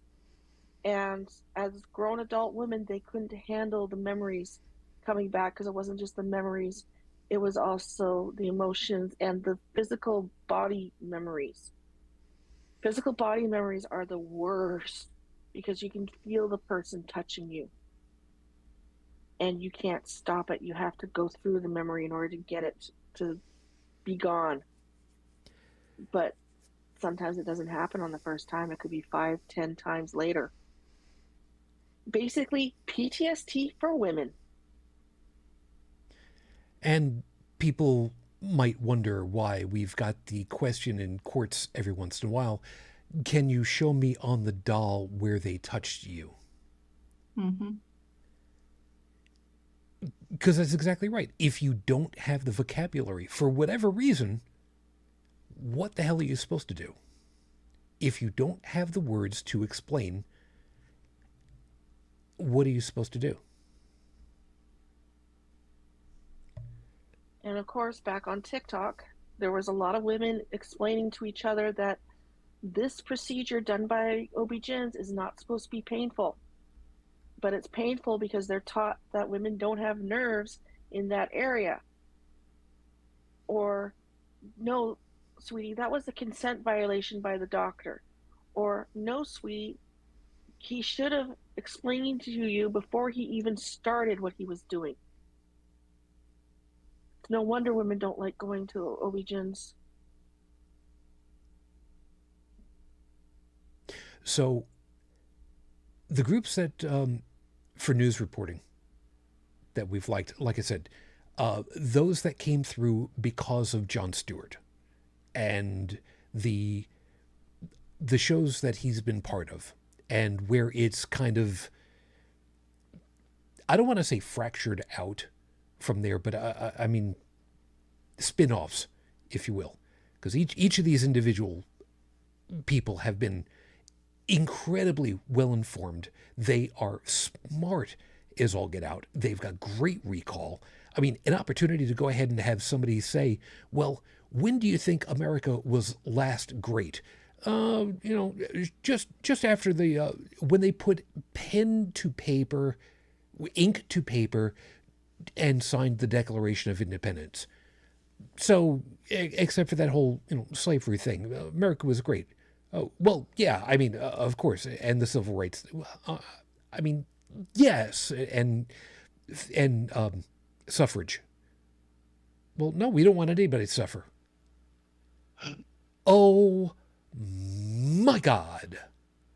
Suffrage was giving women the right to vote and the right to be a person of their own under the law, even though they were given the right to vote in, I believe, the 1920s. 1920 specifically. Okay. Canada did about the same time as well. Women were still covered by their husbands until the 70s. They couldn't have their own bank account. They couldn't have their own checking accounts. They couldn't have their own anything. It all had to be in the husband's name, even if she was the one that was bringing in the money. Yeah. So, these guys who are smart enough to go ahead and say, well, yes, okay, all well and good for you for you to believe that, but there are these minor inconsiderable problems that you might have forgotten about. Things like I don't know, the Bill of Rights, the 19th Amendment, the 13th and 14th Amendments, stuff like that. And for these people to have such great recall about these pieces of fact that they can just go ahead and go, you know what? Let's go ahead and challenge you on that. Oh, such good people, such amazing people. And like I said, yeah, they're comedians and they got to get their laughs because that's their job. But doing it from that standpoint, oh so good. To that end also, not exactly in the same realm, but on the Canadian side, there was a short called "Talking to Americans," which was done by Rick Mercer. I need to make sure that we put in the show notes that I need to get at least one of the Talking to Americans in the show notes, because holy cow, was Rick good at what he did also. I walked in on one of those tapings where they were doing it at the PNE. I don't think it was Rick Mercer, but it was one of the other groups doing it. They were talking to Americans to try and see if they could figure out where parts of Canada was. And they couldn't figure out where Toronto was. And I walked up. Do you know where Toronto is? Yeah, it's in the Arrowhead. The Arrowhead? What Arrowhead? Look on the map, there's an Arrowhead. It's in the lower right corner. What? It's not quite at the point. It's in that curve. What? Yeah. It was just. Yeah. To be fair, I've had Americans going, "That's real." When I've talked to them about what happens when they cross the border, and the RCMP meet them there and take them to the forts, and make sure that they're properly dressed in the mucklets and all the other winter gear that they need, and they get sled dogged to their own little igloo. I've had Americans going, "What? That's all true?" Congratulations, Canada, on 1 million miles of paved roadway.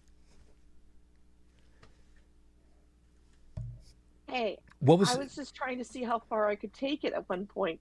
It was hilarious. No, that's okay. That was one of them. Congratulations, Canada, on preserving your national igloo. That was actually a real thing, and I think my favorite, and Bridget, you're going to love this one. Rick Mercer would get Americans, in some cases, university level professors, to say these things, and one of them was, "Congratulations, Canada, on adopting the 24-hour clock." Yeah. I Technically, used a 24-hour clock hitting home. Technically, every single French class and Quebec has the 24-hour clock. Technically. So what, we're talking about the military 24-hour clock where it's literally 24 instead of 12? Yeah. Technically, yes. Yes. Yeah. I understand those clocks. I can't goddamn stand them. But I understand. I get them. But I don't ever want to deal with them. Well, what's wrong with saying that you eat at 1,700 hours? There's nothing wrong with that. There isn't anything wrong with that, except that I have to do math in order to do. Okay, it's a double-digit number, so I have to remove 12. Okay, that I can do that now. It's a thing. We're kind of running a little low on time, so we did start to mention about some of the other independent groups and individuals. And I want to go ahead and start listing off some of these guys now. For reference, we are going to make sure that as many as I can fit into the show notes are going to be there with links, so that if you want to just go through these and pull them up, I'm assuming all of them would be on Blue Sky, or minimally will not be on the Dead Bird. So we'll do that as best we can. And by the way, before you do that, I actually put in the show notes about the Meidas Touches live stream on Monday. So if you don't want to watch that other big thing that's happening Monday, go watch the Meidas Touch and watch their kitties and puppies. That's not bad. Bridget, the one I wanted to hit, that's still a group.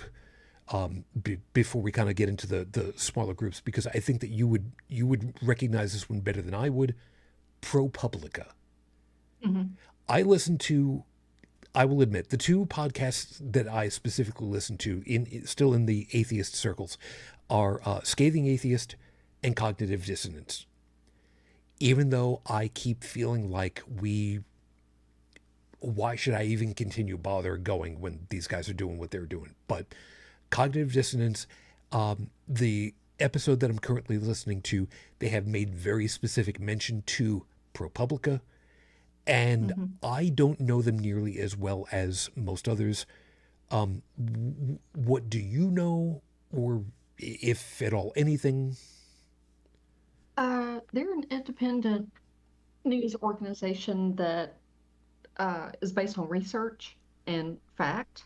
They're probably going to be targeted for some of their reporting, but they are responsible for breaking open the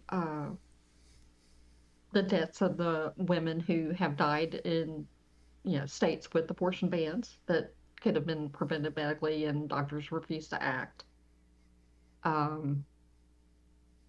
But they're very factual. I trust whatever they put out, and it's actually in-depth, well-researched analysis and reporting. And their stuff is not behind a paywall, but they do ask for donations if possible, like Wikipedia does.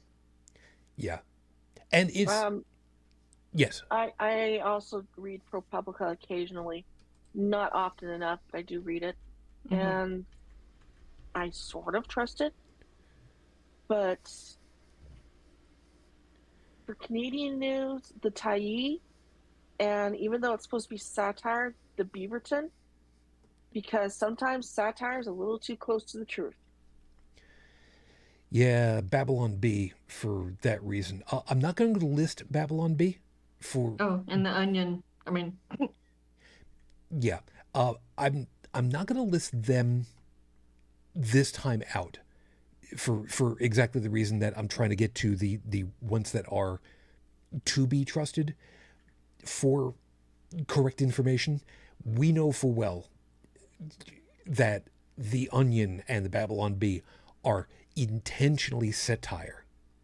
We know that, but I don't want to feed that into the rest of this all. Don't worry about it. Come very soon, we'll probably end up with a show where we're going to want, okay, we gave you all of the good news groups. Let's give you the puppy and kitten versions now to keep your sanity together. We'll get to that. I'm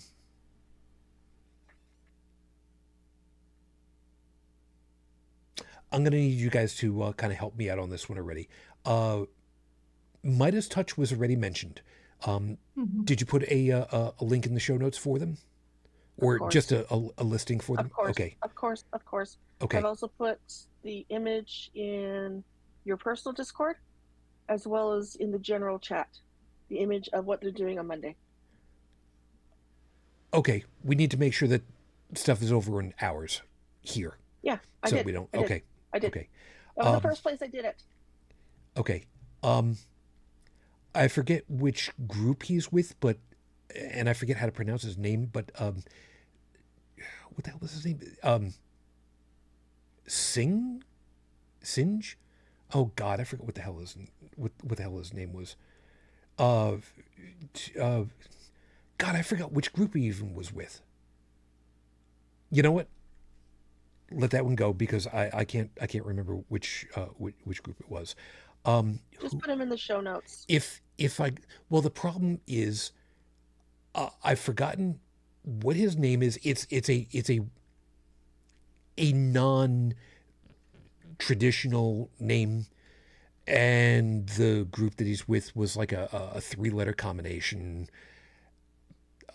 and I can't remember what it all was. But if I remember right, there was like some not so great stuff about him. So anyway, if I don't put it in there, that's part of why.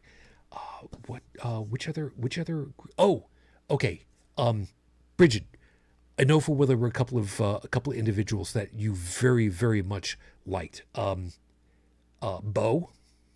Yeah, Bo of the Fifth Column, his wife Belle has taken over the channel, and it's renamed Belle of the Ranch. Okay. You make sure that we've got that one linked in, or at the very least a name so that I can hunt it down after. And I would recommend Brian Tyler Cohen's YouTube and David Pakman. Yes. Brian Taylor Brian, yes. Because he's also in LA and he had to evacuate. Oh God. And I would love to see him get interviewed or have a special episode where he's part of this. Yep, fair enough. Stephanie's also pointed out Brian Cohen. Cool. Yep. For Ukrainian news, Ukraine Matters. Mm-hmm. I will hunt that one down also. Make sure that we got that. Thank you. Yeah, I have been reading your catch stuff. up on Georgie's episodes of Ukraine Matters. Yeah. Stephanie, I have been reading your stuff and thank you. You know, trying to juggle everything. Of course, I don't always get to say hi, but yeah, thank you. Brian's getting interviews with senior politicians. Mm-hmm. I just wish that the senior politicians were not quite as senior as they are these days, but that's just me. Again, what the hell do I know? He's making inroads, though, and I'm very proud of him for being able to do that. And I just got his book. I haven't read it yet. Cool enough. But Shameless, it got good reviews. That's his first book, and I'm going to be reading it. Shameless, how the Republican Party basically imploded and became MAGA. I'm trying to remember. Farron, is he still Balanced? Yeah. Yes. Cool. He's still. I haven't seen anything in recent time, which is not a reflection one way or the other. Just a matter that I'm subscribed to Fair and Balanced, and he also fills in when David Pakman's gone sometimes. There's also Secular Talk, and that's a pretty good one. But if you're looking for historical context, these people are on Blue Sky. They also do a lot of interviews, and they also have Substacks that are not behind any kind of a paywall. Heather Cox Richardson, she does a daily podcast and a newsletter that's called Letters from an American. And if you subscribe to her, Substack, then they show up in your email every day. And also Timothy Snyder. Cool. Well, again, we'll make sure that we've got all these names. I added a couple of names on here also. I specifically put in there Wikipedia. And I know that one is a little bit of, maybe a little bit contentious for some folks, but by and large, Wikipedia is more times than not a reliable source. You do need to make sure that you vet out some of the information for yourself occasionally and check the footnoted linked articles that follow up on what they've got. But like I said, by and large, a very good resource. I'd also put over in here Right Wing Watch. Right Wing Rot. Right wing Motherfucker. watch. I hate nights like this. And the Friendly And Atheist. there goes any chance of being monetized. Maybe. I don't worry about it anyway. There was We don't Dark have enough Brandon. viewers to be monetized. Yeah. There was Dark Brandon. I put their YouTube channel link. Oh, They started up Dark Brandon probably because of all the anti-Biden stuff. You know, Let's Go Brandon was a chant to, so they call themselves Dark Brandon. There's a female that isn't quite news, but definitely keeps her pulse on what's going on. And I'm trying to find her.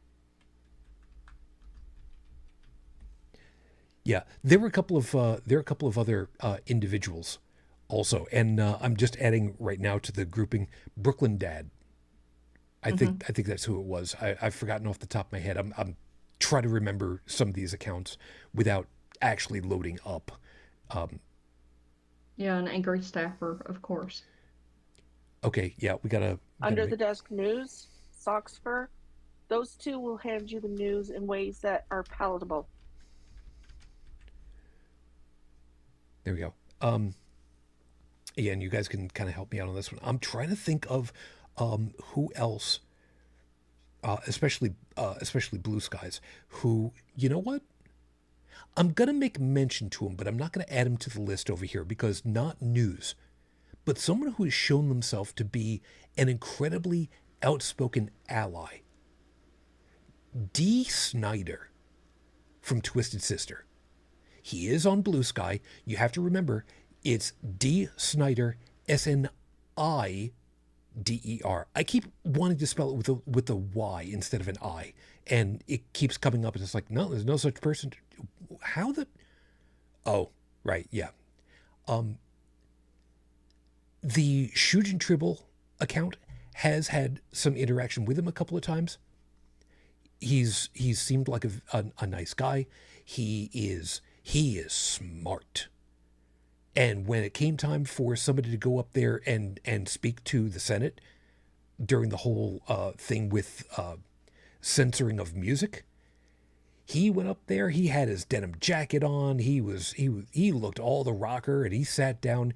He pulled out a piece of lined paper, folded up out of his out of the inside of his jacket. He unfolded it, and he spoke eloquently on the topic.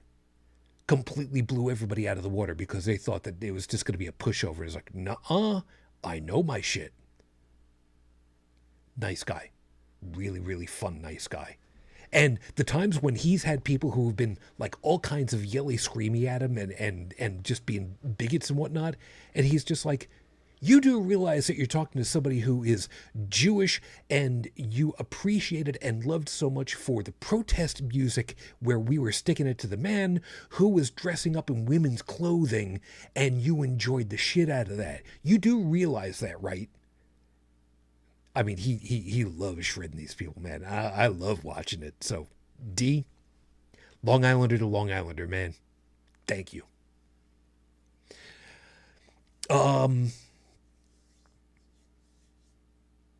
Yeah, and Stephanie's also saying, if I can think of anyone else, send them to the Blue Sky account right now. Brain fog is taking over. Can't imagine why. It's only old dark stupid. Yeah, such as. I know full well that I'm gonna have to actually look in my Blue Sky account to find out. And the bad part about it is I have not yet completely eliminated all of the follows on my Dead Bird account to bring them over because timing with everything. I want to get everything done at once, and I can't do everything at once because temporal physics. That's why. So it is what it is. I get around to all that eventually. I haven't killed my dead bird, only because I don't remember any of the passwords to even get into them. My Facebooks are having similar issues, and they're on the older phone, the phone that's having Wi-Fi issues right now. And again, I don't remember the passwords. I don't want to even try and get into them. I don't care. Same thing for Instagram and Threads. Yeah, I'll use Instagram so I can get into Threads, but that doesn't mean that I'm talking on Threads. I'm over on Blue Sky. Yep. I'm flying the butterfly. Yep, I deleted my Threads and my Instagram and my Twitter. I'm giving serious consideration to eliminating Facebook, but I've got some stuff over there that is of import to several groups, and I don't want to just completely leave that dead, shall we say. So I'm kind of working over. I haven't been on there in several days, but there's a couple of people that's the only way that I can get in touch with them, should I need to do so. And there may be a need for me to do so. I stopped doing my Facebook 4 years ago, my Canadian Facebook, because I was being stalked and harassed. And because I basically stopped responding, the stalking and harassment have gone away, at least as far as I know. My American one, because I do have a new name, because I got married in the United States, again, I haven't been able to get onto the account, so I don't care. I don't really want to get rid of my Instagram or my Threads, because Instagram, Threads, and Pinterest are all connected together, and I have so many boards on Pinterest about things I'm interested in. I really don't want to start over. We're talking about a decade to 2 decades worth of data. I just don't want to. Yeah, perfectly reasonable. We are officially over time, and truth be told, at the moment, I'm kind of hard pressed to specifically hit anything else that would be worthwhile at the moment. I've hit the ones that I would normally have thought of anyway, without going digging for stuff.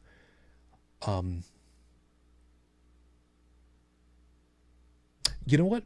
I'll throw one more out there, and then I'll get the two of you for one last item a piece, if you can think of one. And I'm going to throw a little bit of a left curveball at this point. The Satanic Temple. They're not exactly a news organization, but they have definitely been the group to go out there and show the absurdity of religious exceptionalism. And they've done it completely above board, legally, very visibly, and with as little fanfare as possible. Warning in advance, don't do this or we're coming in. Don't do this or you're going to find out why you shouldn't be doing it, because that's the way it's going to work.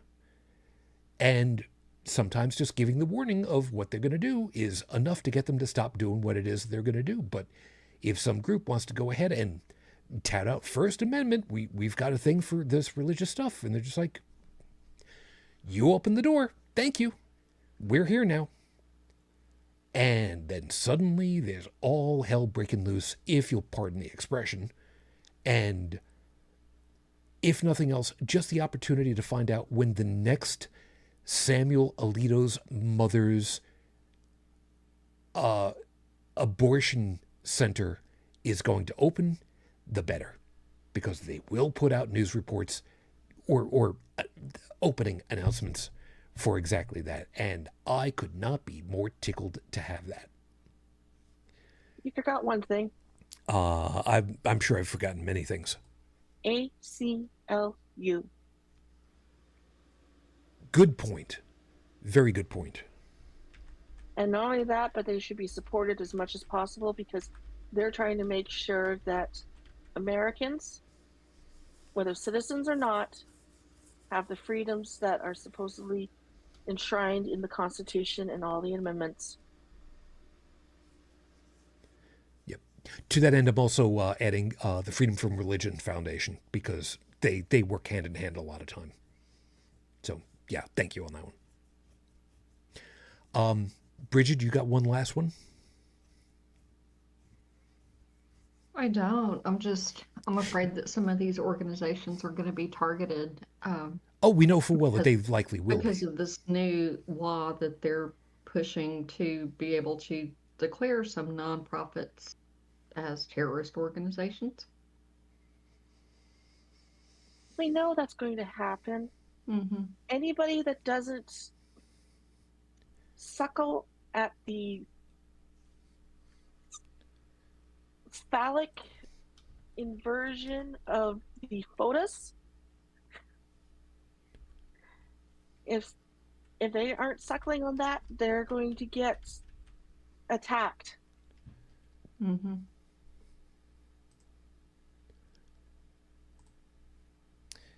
And I've just added from Stephanie, Democracy Docket. Thank you. Not one I was familiar with. Yeah, Mark Alias. Mm-hmm. Yeah. Oh, I know which one that you should add. What the hell is her name? The gal who does the incredibly great shorts on YouTube. Who politics girl?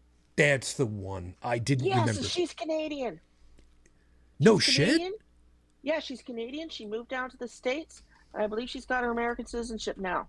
But she was Canadian. Added to the list. I have not watched everything by any stretch of the imagination, and I am occasionally incredibly hard pressed to catch up on a lot of the stuff because it just is hammering on my brain and my soul, figuratively speaking. So it's really hard for me to deal with a lot of this. But Mm-hmm. the times when I have seen the stuff, it's great. It's just great. See, I knew there'd be something that I'd be able to specifically make sure that you got in there for. Because I know full well, sooner or later, you would have remembered about her and you would have been, oh, yeah, oh, we just finished this recording, didn't we? And I just added the link to her YouTube. At least I knew who you were talking about. Yes. Oh, I loved finding her on TikTok when I was doing my doom scrolls late at night. And her way of talking about what was going on really cheered me up. And I believe one of her ones was that, yes, she actually is Canadian that moved down. Yeah, her real name is Lee, Leigh. Can't remember her last name. It's okay. But Doesn't matter. Doesn't matter. And Stephanie's pointed out Mark Elias team has won so many important cases to stop MAGA in their tracks. Mm-hmm. That's a Democracy Docket dude. Excellent. We're not going to add him, but I have found Legal Eagle to be a good listen. I don't know that he necessarily qualifies on the same level with all this stuff, Add but him. I'm sorry. Add him. Because he might not be doing news, but he gives legal advice, he explains what's going on, and it's not like there's no emotions, but there's no frantic, there's no, oh my God, this is happening, that a lot of places have with their news reporting. And he is When it's really just- good about making sure that he's got the facts in there. Hell, he's suing Honey. Yeah. So, let's see.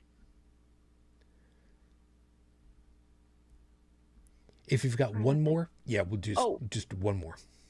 I don't have one more as far as I can think of, but I do have a quote. The media is the message. It's a quote from a Canadian professor when he was trying to figure out why television was so important. The media is the message.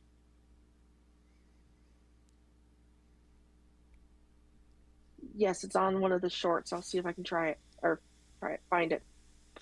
Yeah, my tongue is working too. You know, I can't This is believe I'm not going to... related to somebody that you should quote unquote follow, but I had listened to a very recent interview with Margaret Atwood. She's one who wrote The Handmaid's Tale. Okay. And she had said that the women in the Republic of Gilead were actually better off than where we're going to be, because at least the women in Gilead had proper nutrition and housing.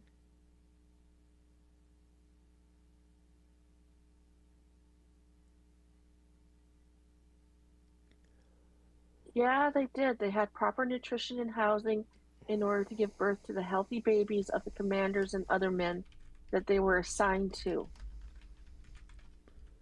And women in America do not have the right to housing, health, healthy food, nutrition, or anything, especially not when they're pregnant. Yeah, sure, there's WIC, but if you make too much money, you don't qualify. Well, they're cutting programs like WIC and SNAP and all that. That's And part of every 2025. Every single benefit, every single entitlement, every single support system that has been put in place over the last 50 to 100 years is being radically cut to the point where they're not going to be useful, or they're going to have such a high standard in order to qualify, nobody's going to be able to qualify. And that's going to mean that there's going to be sick babies born. Women are going to die.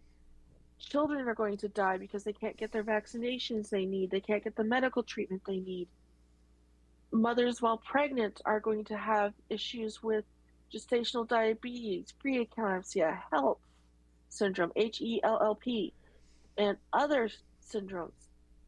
And instead of making America great, MAGA is going to make America one of the sickliest, most unhealthy,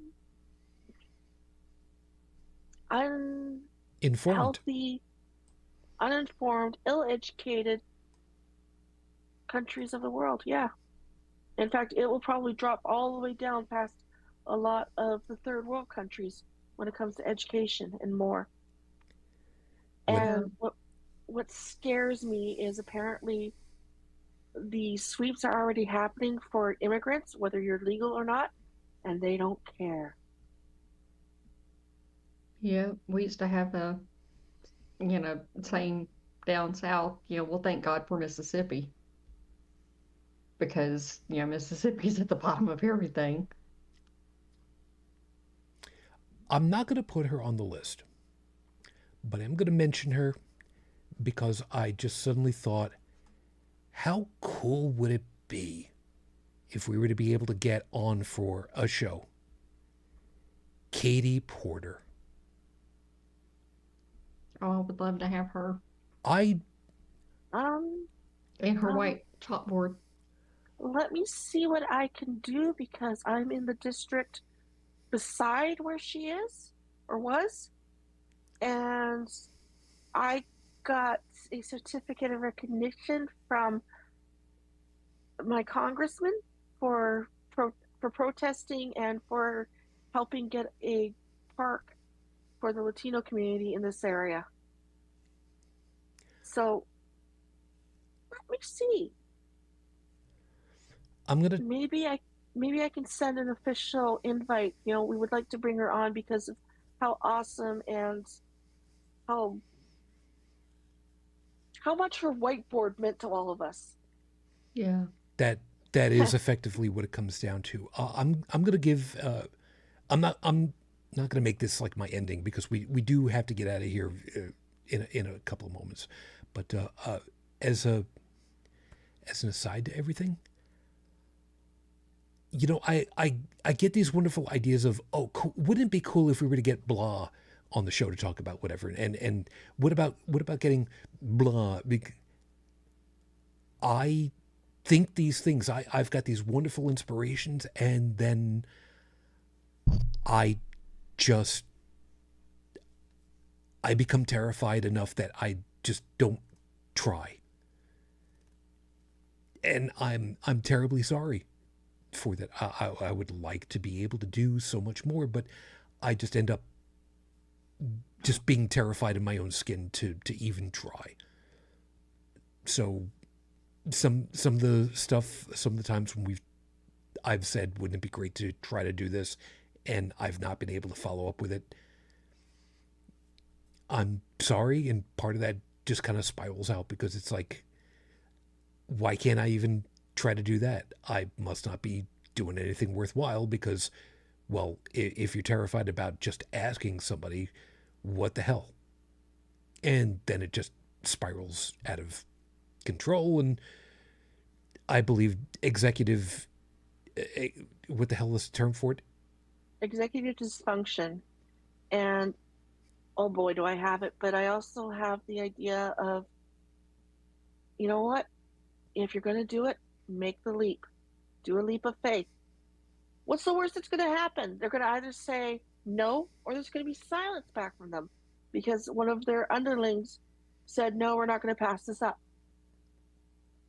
Yes, Yep. well. But I mentioned the thank God for Mississippi because the rest of the world is going to be like, well, thank God for the United States because compared to them, we don't suck.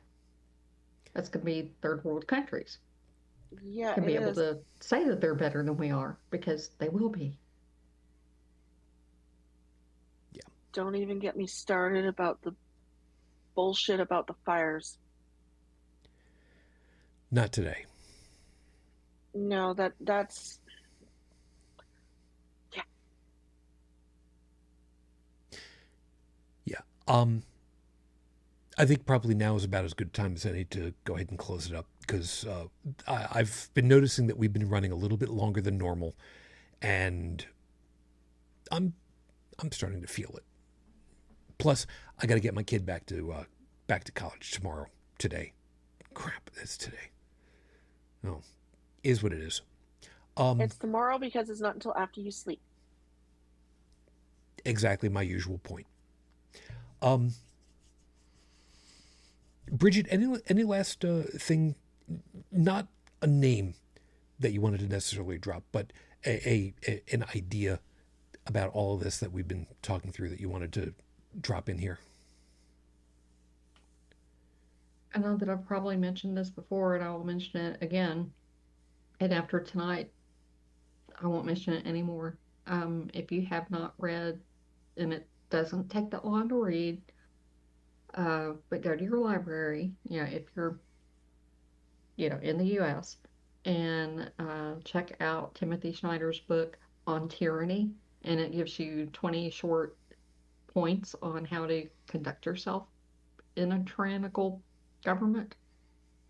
And like I said, it's not a long read. I think it's very helpful and useful information. And I think that we need that. Fair. Io, again, same kind of thing. Not a name, but a general idea from everything that's gone on for tonight. Well, I got the quote wrong. It's not media. It's the medium is the message. The medium, not the media. Okay. The next 4 years are going to be interesting. And right now we just need to get through the next few days. I'll watch Meidas touch on Monday. They want to see if they can have a huge stream with millions of people watching them. It's going to be kitties and puppies. The last thing I've got for us for tonight is this.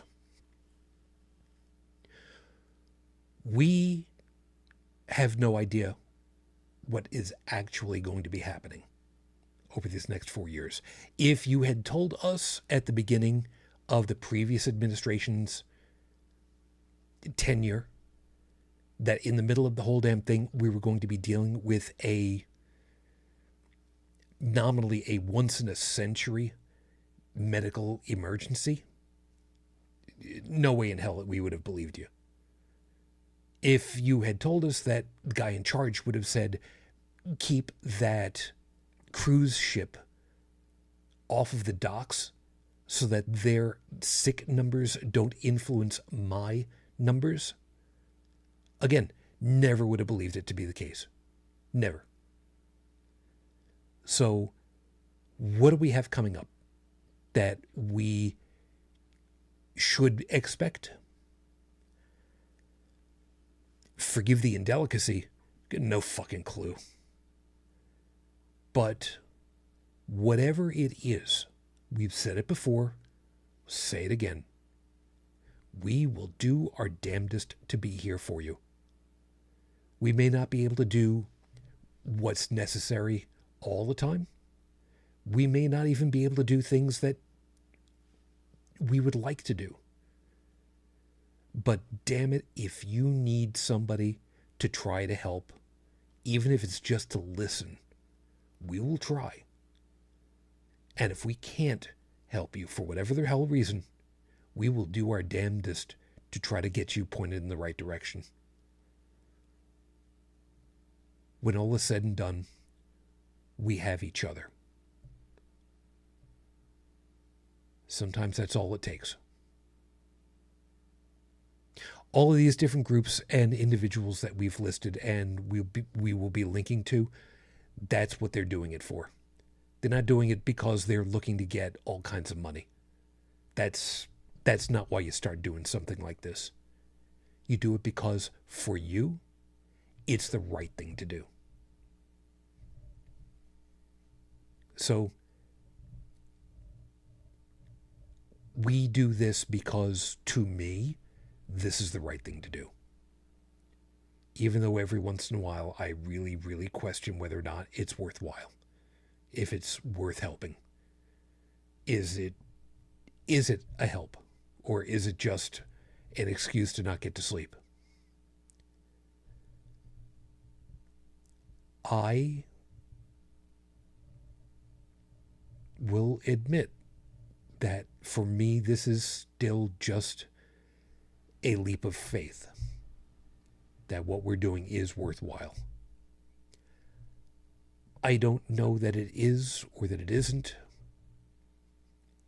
I fear that it's not. But I'm not quite ready to call it just yet.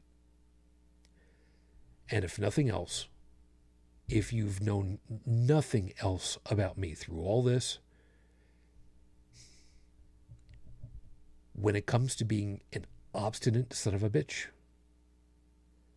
I'm your guy.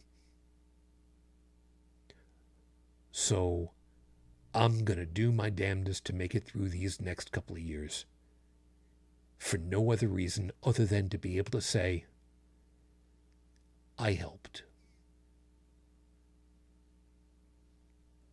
Maybe that's just all that's good enough for. So with that, we're going to call it a night.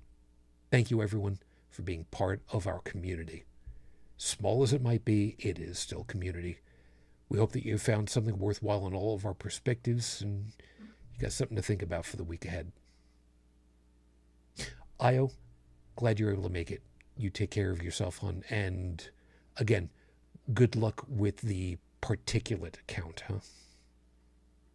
Yeah, it was down today, supposedly, but that nosebleed I had yesterday came back today.